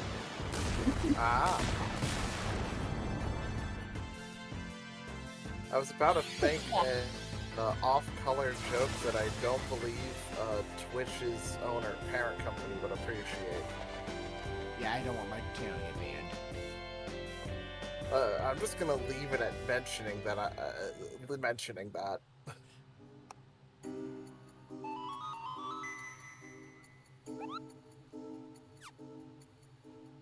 I really wish Tense could revive new characters like they could in other Final And Fantasy games.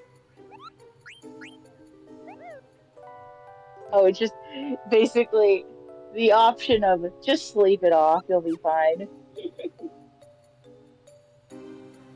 they do that in older Final Fantasy games and older before this one. Not sure why they. Well, because the franchise is always evolving, really.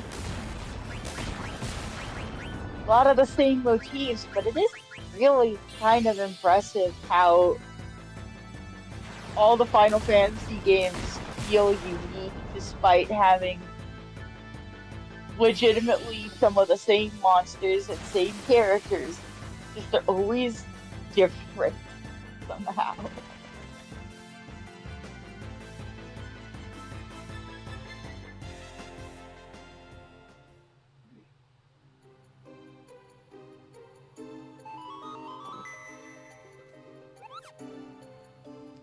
Yeah, like they do change some of the mechanics, though. That much I can say. Well, yeah. It'd be silly not to. Out of Obviously, I mean, the like core out of of the all the, game has to still be there. I mean, out of all the Final Fantasy games I've played, the worst mechanic to me still is in Final Fantasy. Oh, is this it or is it the quiz guy again? Quiz guy again. Rip. I Rip mean, in pepperoni. like, okay, it's weird because I appreciate that.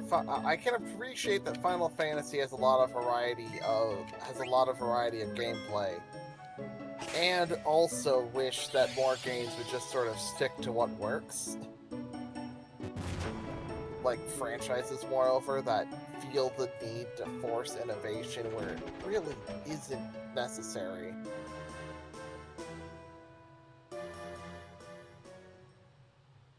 Well, innovation in quotes, like trying a new idea just to quote unquote break the formula. But it's like, no, I'm here for the formula, please. COD fans can get their yearly release. Yeah, I'm actually just Yeah, but now. at a certain point, without any innovation, then it just becomes stale because you're like, I could be playing this previous game. I don't need to buy a new one. That's a fair point. I suppose it definitely just comes like it's ironic It's a that balancing act, you know? yeah, it's ironic that like a lot of the times when a game stays the same and is multiplayer, I'm a little more knee jerky like why did you make a new game? But when it's single player and it's literally just more content but the same everything else, I'm like, ooh, like I love me some Mega Man. I mean, maybe it's because there's a story involved. Or Maybe. I, maybe not with Mega Man specifically, but I mean, every Mega Man but classic does have that element.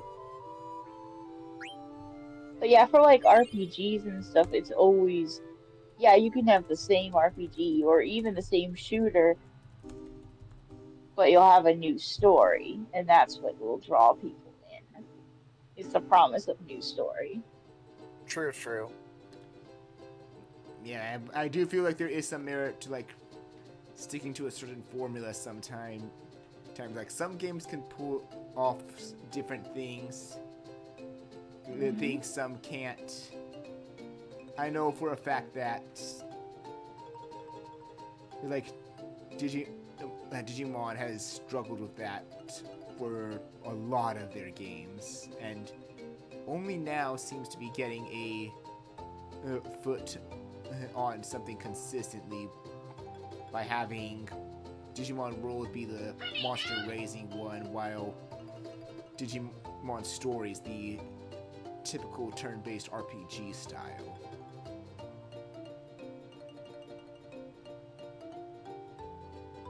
In other words, one is more story focused than the other.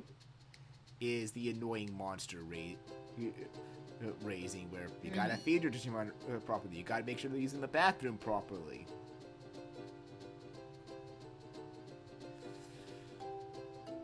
And we might get a third one with Digimon Survive if we get a sequel with the visual novel tactical RPG hybrid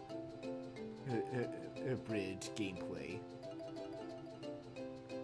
Ah, Because if not, the if main not thing the that, main thing that the then devs what is said is there? that if you want to survive 2, say it Digimon Survive 2, say it loudly that you want it. They're saying basically saying they're willing to do it. They just want to hear fans say it loudly. And I'm with a lot of those fans that want another one, because it's like that game was good. Yes, could it have been better? Oh, absolutely. But for the first one, it was good. Just unfortunate that it got review bombed horrendously at the beginning, because people were like, "Oh, it's a lot more visual novel than tactical RPG." Gee, Bandai lied to us. Technically, no. They just marketed it badly, because they always said in interviews it was going to be 70% and visual novel and the other percent tactical RPG. It's just unfortunately the commercial marketing made it look a lot more tactical RPG, or a balance of the two. So I don't fully fault Bandai for that, but that's me on that. I can't speak for everyone. I just feel that some people kind of got a little too angry about it than they should have.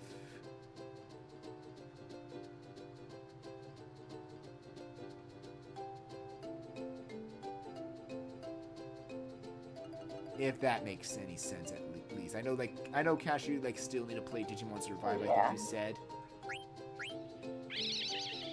Yeah, I apologize that I haven't yet.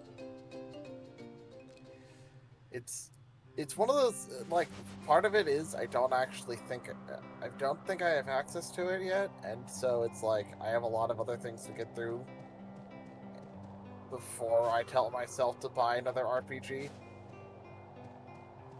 But I'm definitely interested. The other thing I know As the that people were worried about is like I don't want to risk losing my characters. He said that some characters can die in the story depending on your actions. And I'm like, as someone that's played it, Oh, you can't reverse it. It actually changes the story. it actually changes the story. But as someone that's played it, it's not as bad as they made it sound before. It's actually very tamed. That I actually kind of wish, oddly, that it wasn't too as tamed as it was, because it's an interesting concept. But basically, the thing is, like, at least for your first run, 2 characters are gonna die no matter what. You can't alter their fates. Then, depending on how your karma is for your character, either another 2 can die, or the remaining 4 plus the main character will live to the end.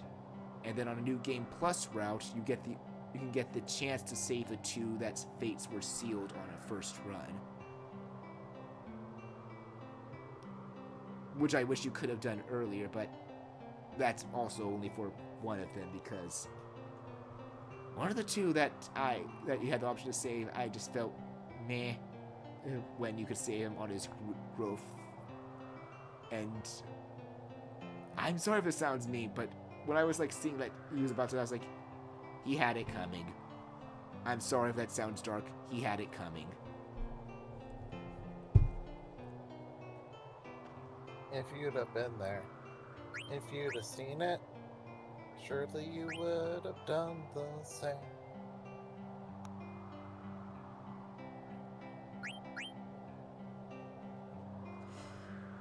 Yeah, for the heck of it, we'll just fight Ozma again and just see how luck favors this time.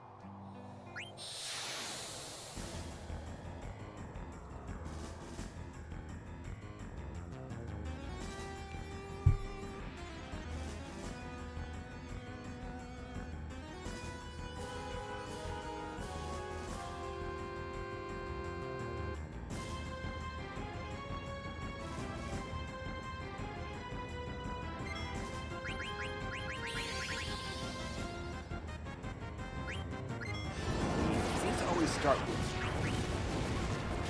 this probably. Let's start with happy faces. No, like I've never seen him always start with this for some reason.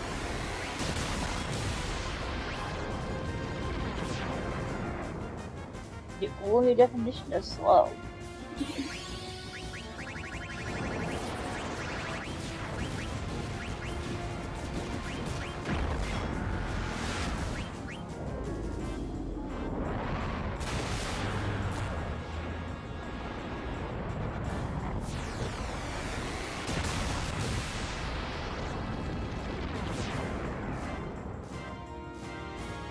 There's some missing mechanic that his starting move is set by where the triple air guard is. That's how we don't discover. I'm not sure why he'd always start with Doomsday.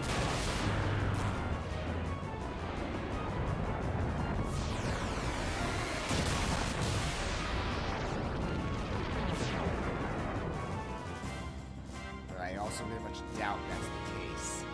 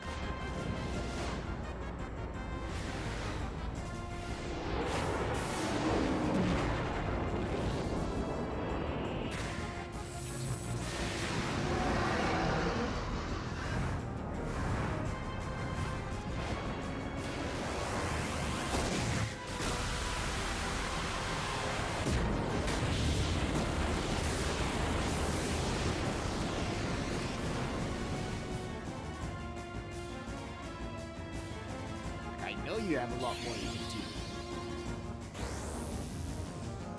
do. Do you now?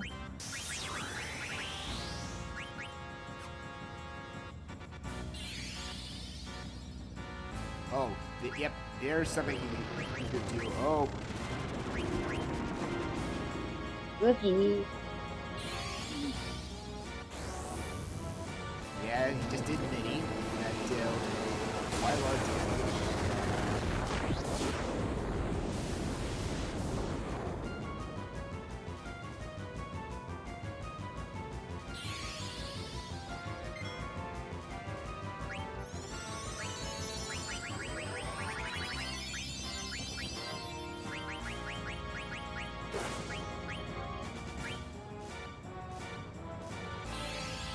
I even have an item to get rid of him.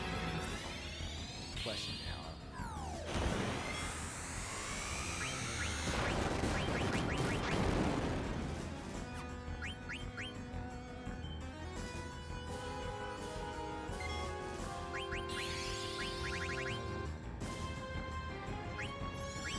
Yeah, I think this is proving that his luck faces. Now he's healing a lot more to counteract the damage.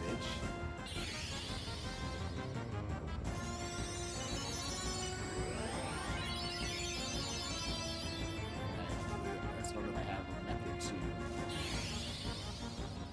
Oh, yep, there's Meteor. Explosion. Oh, good lord! Yeah, like that is what I.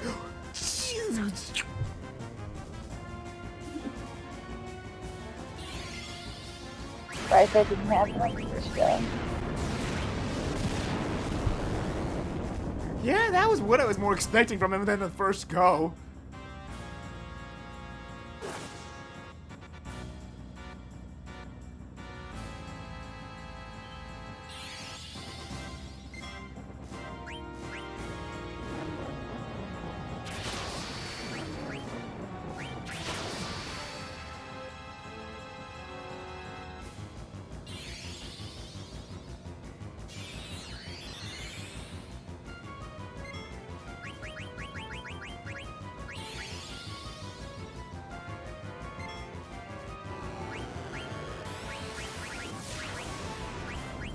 This could hurt as well.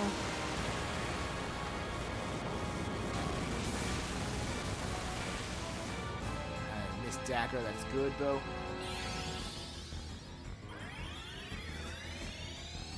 So I think I definitely proved I got shit lucky on the first one now. A little bit.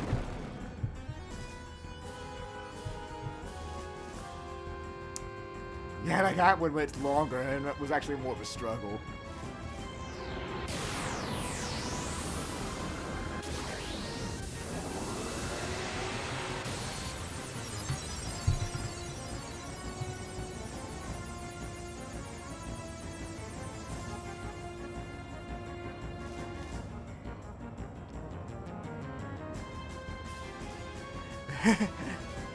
Okay, that was a... Wow. And you still won with flying colors. I mean, that showed It was a that... little harder. That showed that it was definitely the luck that that favored me the first go. Yes, but you still beat it with in a relatively short amount of time. So I'd say that preparedness And very much has saved your ass. You've done well with that that regard. showed that with the like actual rough time that one was, that my preparedness was actually good. It just, once again, like many sources I looked up said that the main issue I would have would be luck. And it just so happened that luck favored me the first go.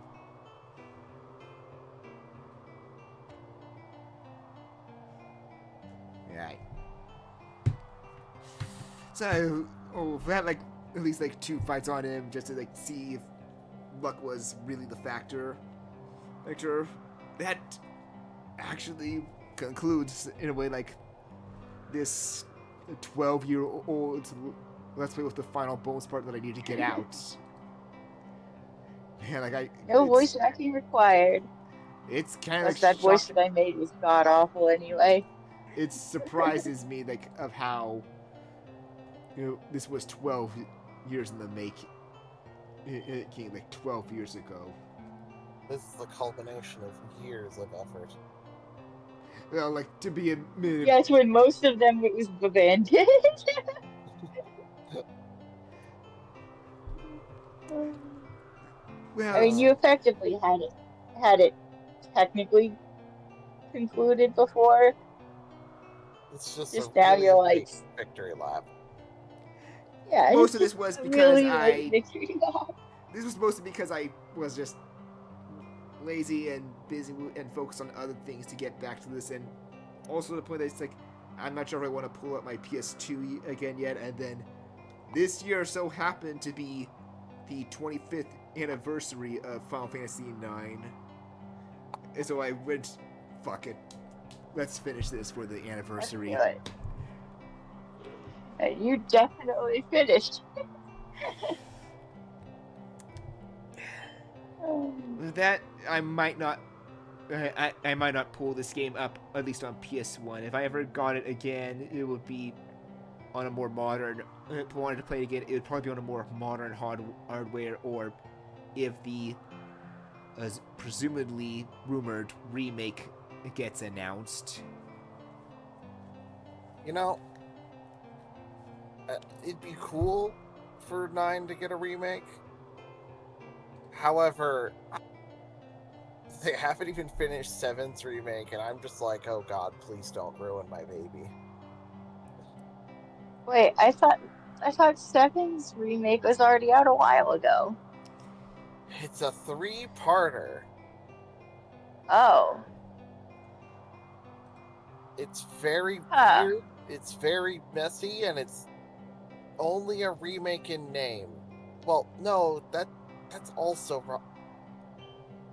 It's like fan service, but regurgitated for the newborn birds. For the new generation. I don't know quite how to phrase it in a more complimentary way, because it's not that there's nothing there. It's just that attempting to describe it infuriates me. Oh. Fair enough. Because it confuses me.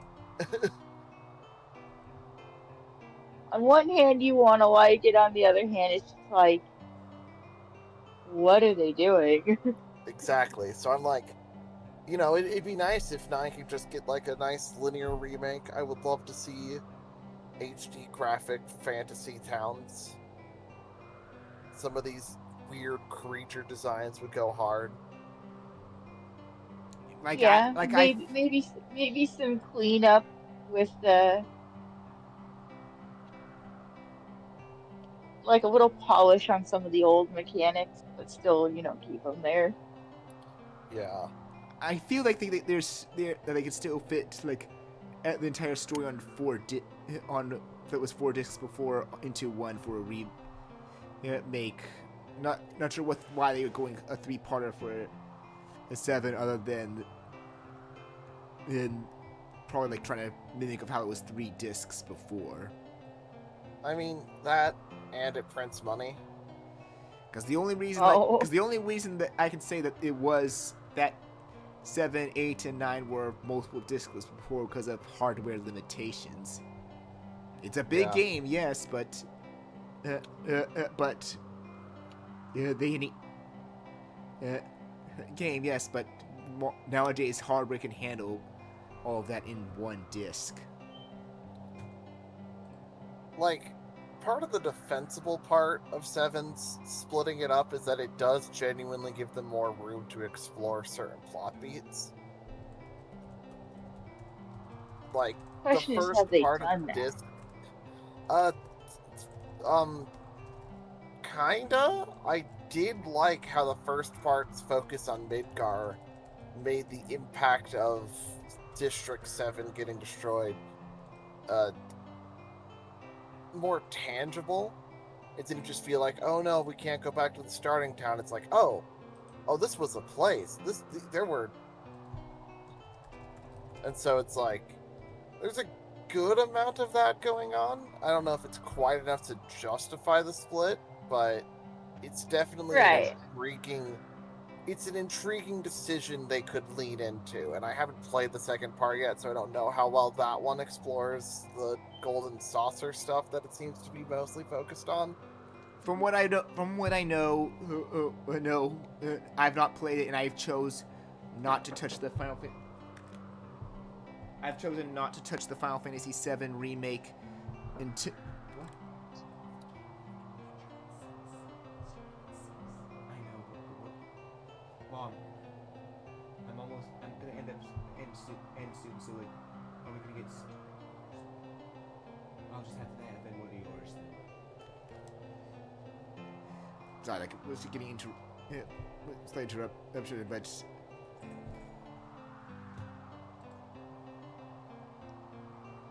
Yeah.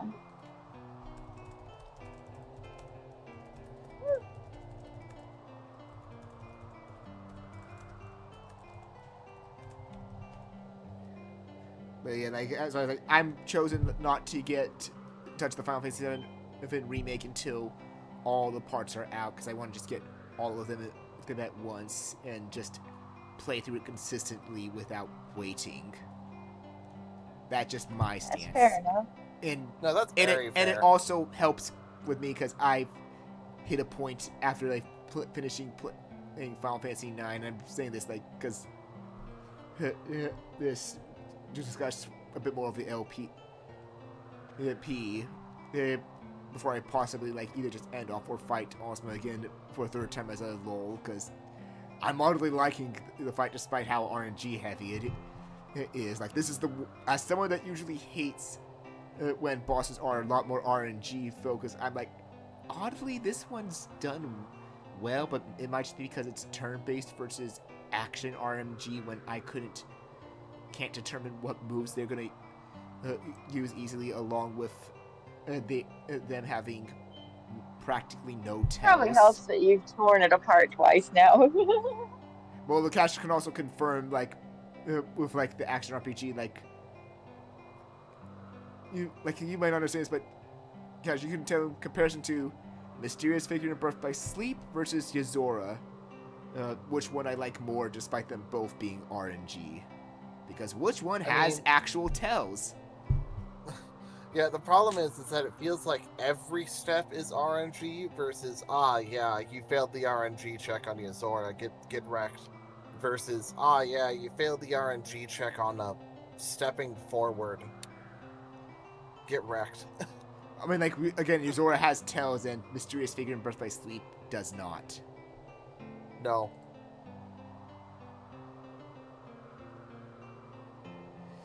He has mysterious. But yeah, as I am like actually gonna fight him one last time just for like lols and a good way to end off and discuss this. Like, back then before I played 9, I was on board with a lot of the hype train of like, oh, Final Fantasy 7 is the best Final Fantasy in the series of the mainline ones. And then I played other ones, including 9. And I started to see, like, maybe in some regards for which time it was, but between the PS1 era Final Fantasy games, even though I gotta go back and finish 8, I kind of like 9 the most between the two I have finished. And even as much as people dislike the gameplay, I like the gameplay in 8. I'm starting to think 9 actually hasn't aged that well. And let it behold, I was not the only one that felt that way. There was the moment I thought that, the more people I discovered that felt that way. Now they say the remake is a lot better. The early, what? Like, pixel Final Fantasy games. Have you thought about playing those? Like 6, 3, 4, 5. You know. I 6? played 5 for a 4-job Fiesta as my first one, and I enjoyed the gameplay on that. It helped that it had the ATB system, which is one of my favorite battle systems. I like the job system in many games, but that's because I played Final Fantasy Tactics Advance that has a job system, even though I feel that game's job system is personally better than... I mean, it's definitely more advanced. It had, other job the systems to name. learn from. Yeah. It basically like you had to master abilities of one job to get access to the others instead of like, oh, wait till this point in the store for this crystal. You now get here's some new jobs. Here's more new jobs, and by the time you get the last crystal, here's all your jobs unless you want to go find the lost mimic job.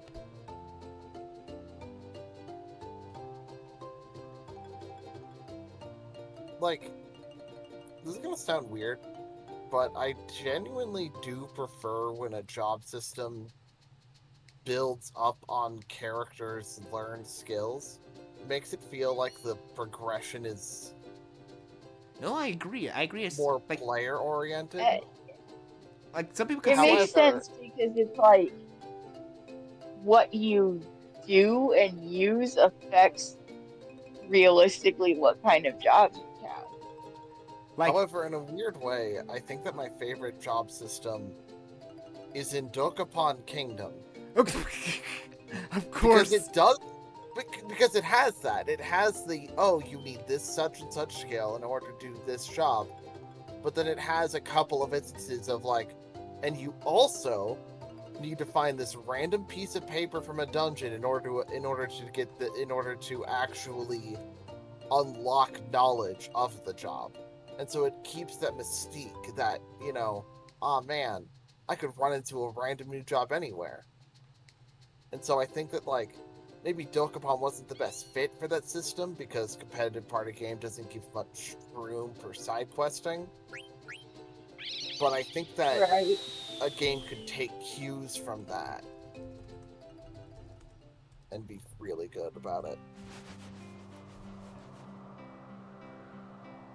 Yeah, like, but maybe it could be just because a mix because Tactics Advance was my first Final Fantasy game I ever played, which was ironically also my first tactical RPG I ever played, which is why I love its job system and its AP system to learn abilities from equipment, which, hey, it's another system that this game line has that I like.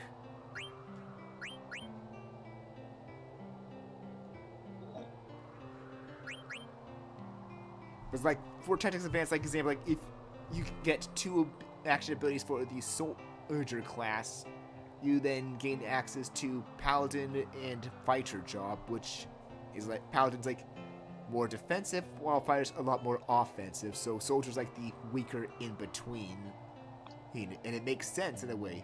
You got better as like a regular soldier. Now you can either go full on a defensive sword wielding warrior with some healing abilities, or say screw magic, screw defense. I'm gonna hit you hard and murder you.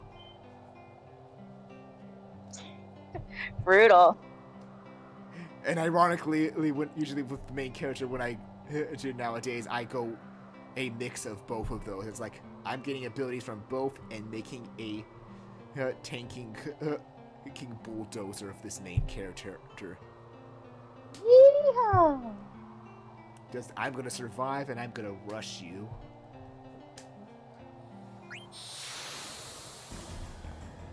The ultimate martial fantasy.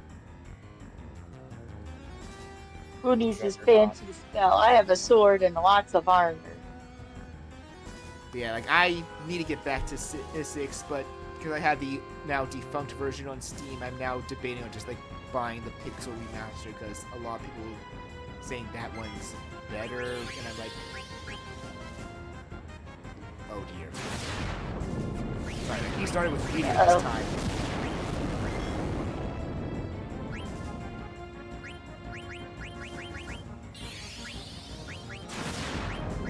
That caught me off guard that time.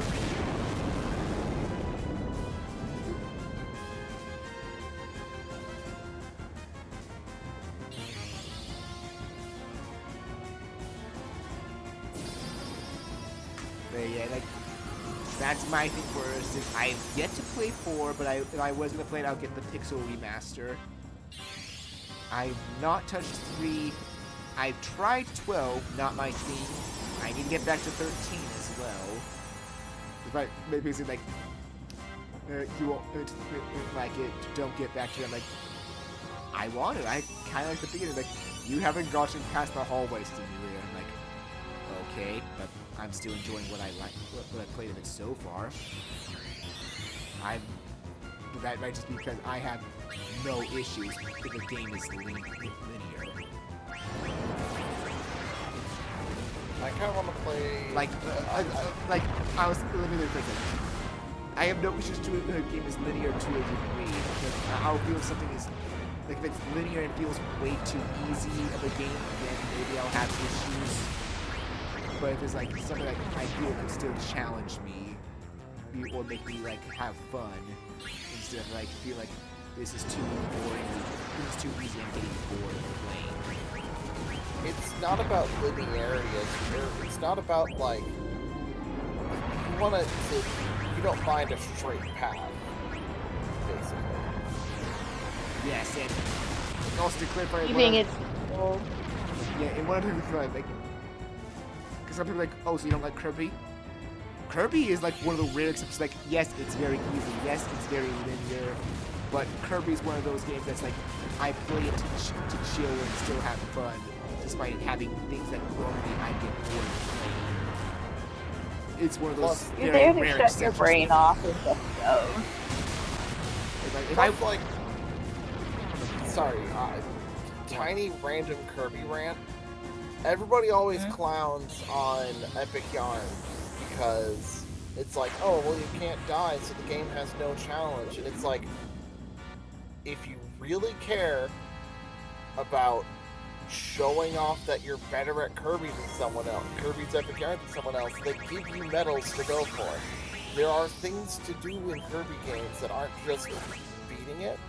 And so, yeah, you can make the linear, you can take the easy way to end the stage and enjoy the game that way, but it's not that the games are devoid of challenge. It's just that all the challenge is optional. And I love that. exactly. Yeah, so it means you can play and shut your brain off, but then you can also challenge yourself if you're in the mood.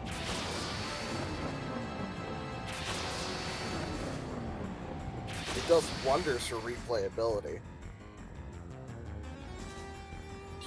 Yeah? Like, Oh yeah, like I still have fun playing Kirby Crystal Stars no matter what. And most of my deaths I'll admit in Kirby games is because it's so easy that I turn my brain off that I sometimes just go full on reckless and be like, oh crap, I'm running into enemies too much and practically killing myself. But I'm still having fun despite that.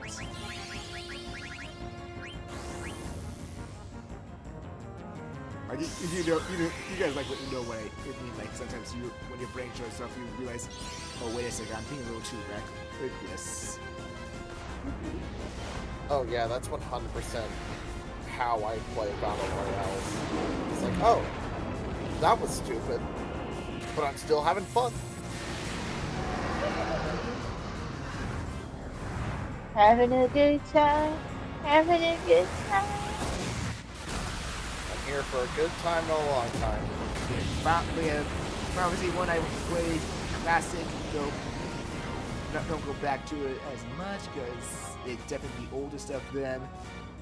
Final Fantasy 2, definitely not returning, but that's because I hate its system of like, there's no levels. How do you get up your stats? You either cast spells a lot, attack enemies a lot with regular attacks, evade attacks, or if you want like more HP or defense, take hits. It's the kind of system that really just does sound good on paper. It's like, oh, what a linear progression system. How It's good on paper, but straightforward. bad in execution is how I put it. Also, it's dead again.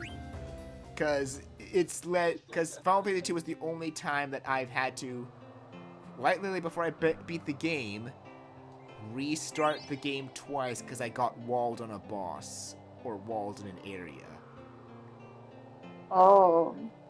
I hate its grinding system for that reason because I'm just thankful that the times I restarted was like around 30% of the game or less. Because if it was like more than that, I would have been like, nope, not picking it up anymore. I'm done.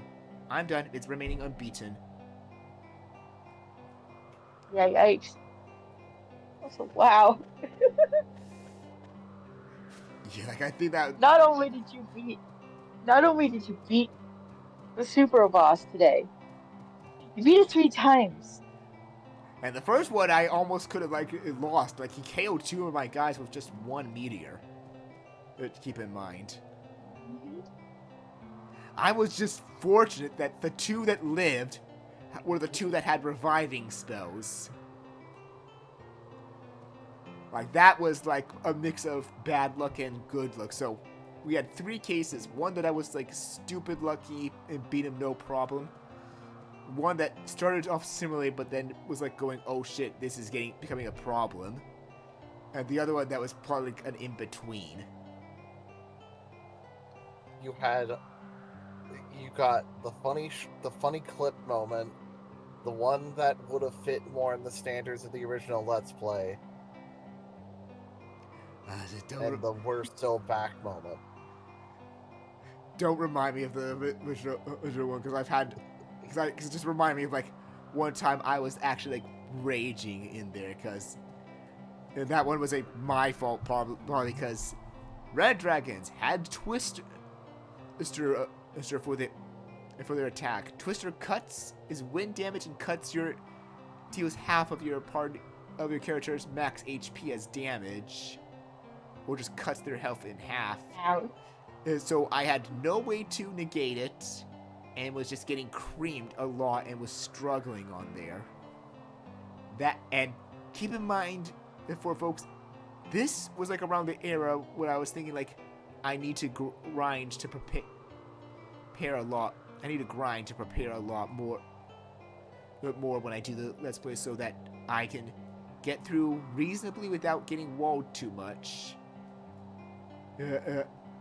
But still have a challenge. And I did not have the right equipment because I did not remember where it was or know.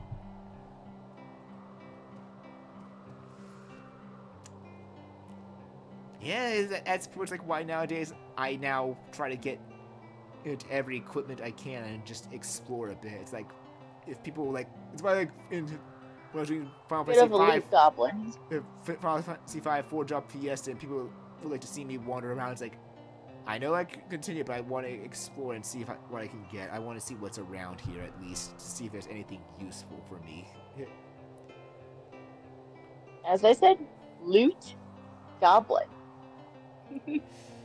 Take a tour of the town and don't mind whose house this is. I was like, hey, Leon, like I'm sure you saw at least one of the fights there, but so I was like focused there. But yeah, like I've played a good amount of the Final Fantasy games. The only ones I haven't is 11, but that's because old and pretty much now outdated MMO.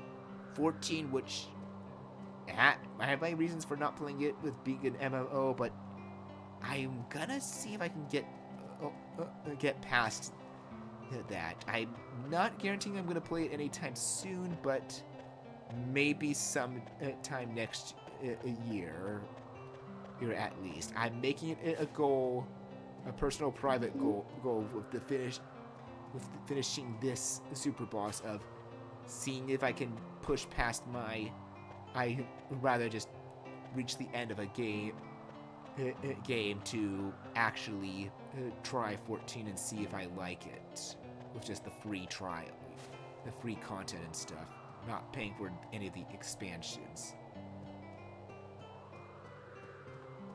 Until I know. Valid way to start. Until I know if I like it and have a consistent job that I can get paid a lot more and hopefully not worry about driving, because I'm hoping to get a new job with the school district that's by the school that's by me, that I can just get up, have breakfast, get dressed, walk to work. It's not going to be, unfortunately, working with any kids in the classroom, but it's going to be helping them out of their car to the school gate safely, which that I feel I can do. That I feel I can easily monitor kids. It's at least working in the school district, which I want. Still, any small steps to eventually become a teacher is welcome for me.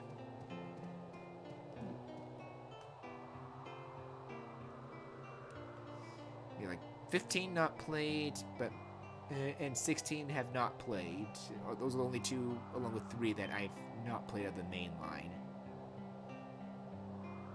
Yeah, I think my view has changed a lot. That I also like some of the companion games of 7 more than 7 itself from the original PS1.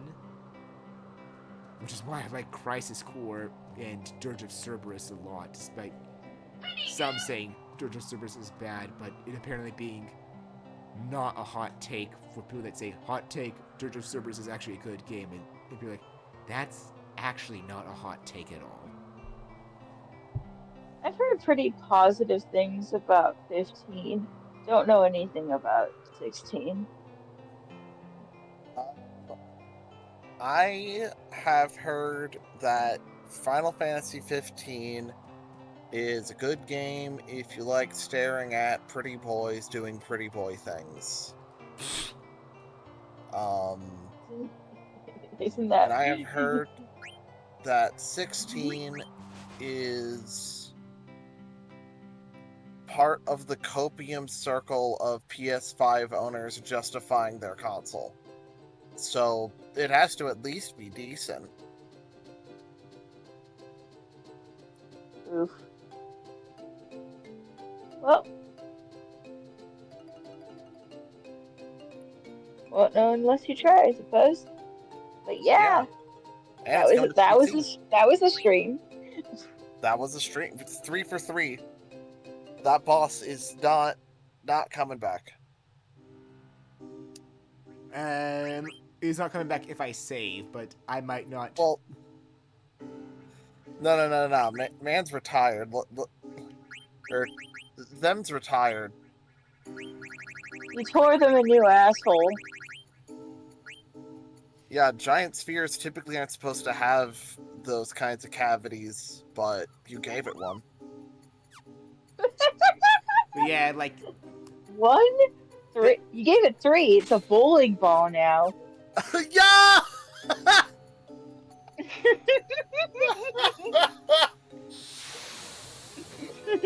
Oh no.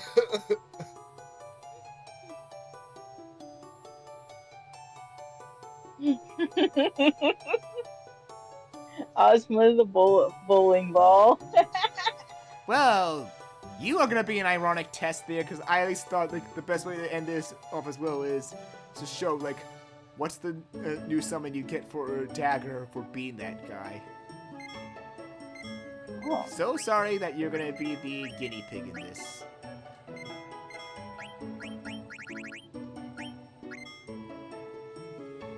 Eternal darkness. Oh. And he's gonna probably just keep shouting hurry, and it's like, you're not crisp. Hurry up. Hurry! Shut up! Hurry! Man, every time I hear hurry up, I just get monkey ball PTSD. Maybe a bit strong of a way to phrase it, but at the same time, I start hyperventilating, so... Also, yeah, look, That stress of the moment, yeah. Garnet summoned a mecha.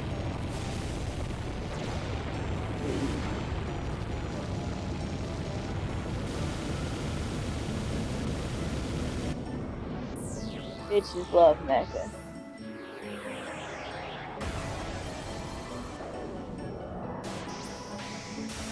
Yeah, I haven't found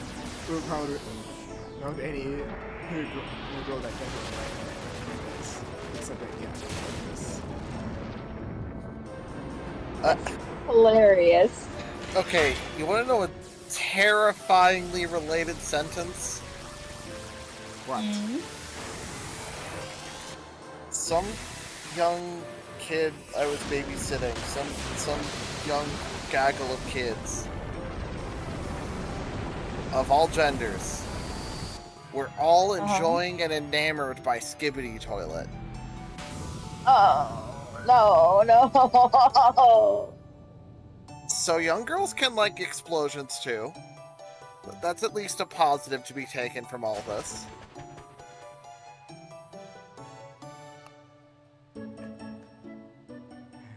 Because unfortunately Oh, that didn't deal a lot of damage. Babysitting is terrifying sometimes. yeah. Please, I've been enjoying robot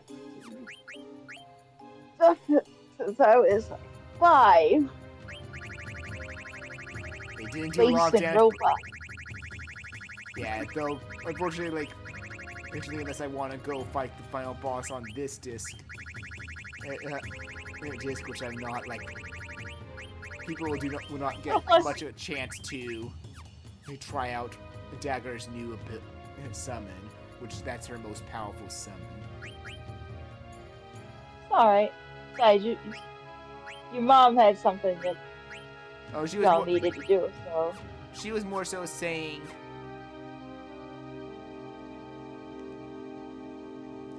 She was more so saying that she was going to pick up my niece. That was it, and that there was no time to get me the new another batch of my sodas that I usually drink Nice. for dinner. So I have to do that tomorrow, but that's Well, fine. But yeah, that is pretty much well, it. Though one thing that's funny though, because I do not have it when we did this. I could have if I remembered where it was. Oh wait, no, I remember now. It's in the final. It's in the somewhere in the final dungeon, and I just didn't go back there to get it because I wanted a save file outside of there, so I didn't have to backtrack out of here. fair enough. But I could have gotten Doomsday for Vivi, and Doomsday attacks every enemy in Ally. So, with the setup I had, Amaranth would have also like thrown a Doomsday back at it. So it would have been either it casts it and it gets hit by 3 Doomsdays technically, or Vivi casts it and it gets hit by 2. Neat. Well, I'm gonna have to bounce. My earbuds are dying. Oh dear. But yeah, like I will. That's definitely gonna be it. I'm gonna be uploading the. Thank you for the follow, Leon. God, I need to get more. It's probably new alerts, but that definitely is gonna be it for the Final Fantasy IX voice LP. This will be going up on my main channel instead of the VOD channel. Because that's probably the better fitting place to upload it.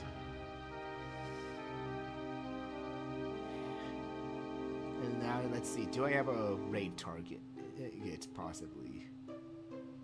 And a lot of people like playing Final Fantasy.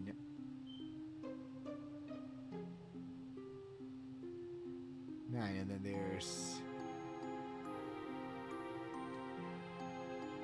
Ned's doing something.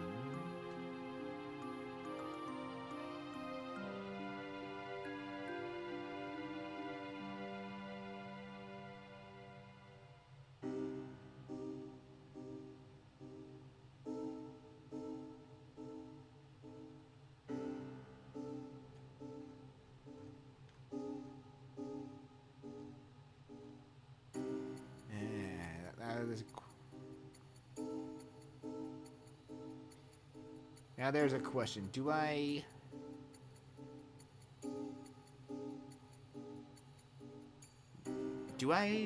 raid someone that's playing Final Fantasy IX or someone I'm following?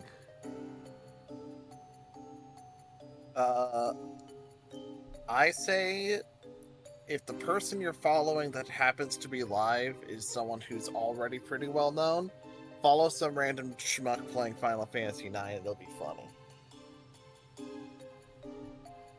But if the person you're following is like just a friend who is live at the moment, go for that. I mean, If- most of the people that I was thinking of following was people in Claire's community. But it's all good, like regardless of what it is. I think I'm gonna actually just raid this other VTuber I'm seeing playing Final Fantasy 9. Heck yeah. Either like raid other VTubers as well, since I'm using a model as well. Valid. Okay, now Speaking of which, weird question. How do you set up the picture? Because I see that it's just my profile pic. But I saw that Nora had like her own little thing. Do I have to send those to you, or do I have to set that up through Discord? you'll have to give me the images, and I have like the reaction site that can edit it. So like edit it. Like I've not asked everyone I know for some, but if you want to like make some reactionary ones, you can. Okay, I think I have something I can use actually from unfinished review I was working on, but it might be perfect for this.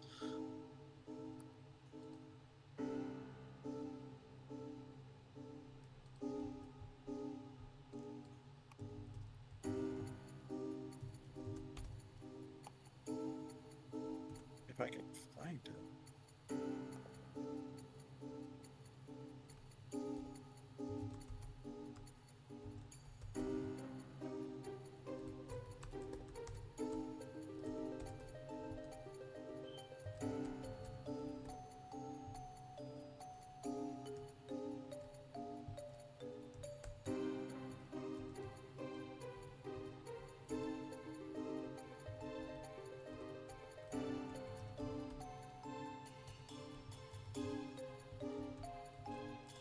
I think there's only one good raid message to do with this, even if it's a long one. I hope I spelled marble right.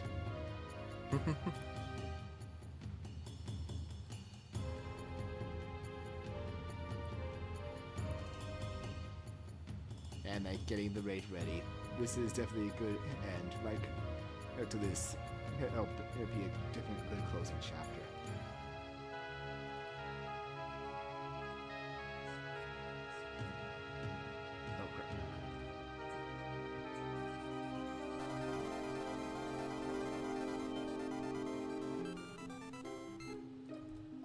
Welcome on invaders! Hi, Bleach! Giant marble of death is 3 times no more. Hashtag. Welcome on in. How was your Final Fantasy 9 stream? If you don't know me, I'm Mr. Instar Coach in Steam Story. I'm Crazy Rex Over Illusions. We are continuing our Final Fantasy one of my personal favorites. Introducing it to the chat, as you may say. I hope you had a wonderful stream. Welcome on in. How you doing? If you need to do some after stream care or please do so. Please make sure you take care of yourself. Ozma 3 times. Oh, oh. Have a nice snack. Have a nice. Mic cold? Thank you, Lindsay. What? Did you? Is the mic cold? Did you do the raid? Yeah. Sorry. Like I thought you were like watching this. Sorry. Sorry. I just wanted to say, sorry that I was late again. It's fine.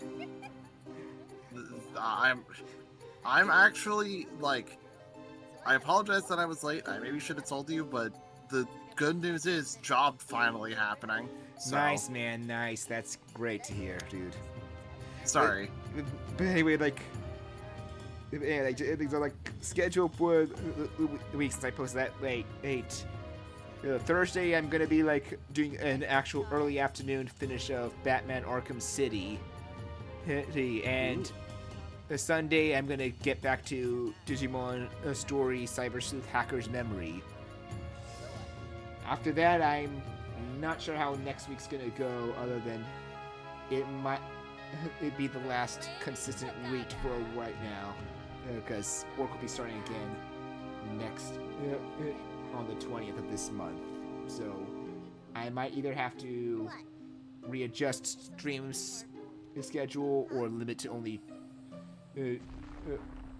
2 a day. me, which I hope not. Dagger. April, what's going on? Hey, see you guys around and have a good rest of your day so far. You as well, man. Have a good one.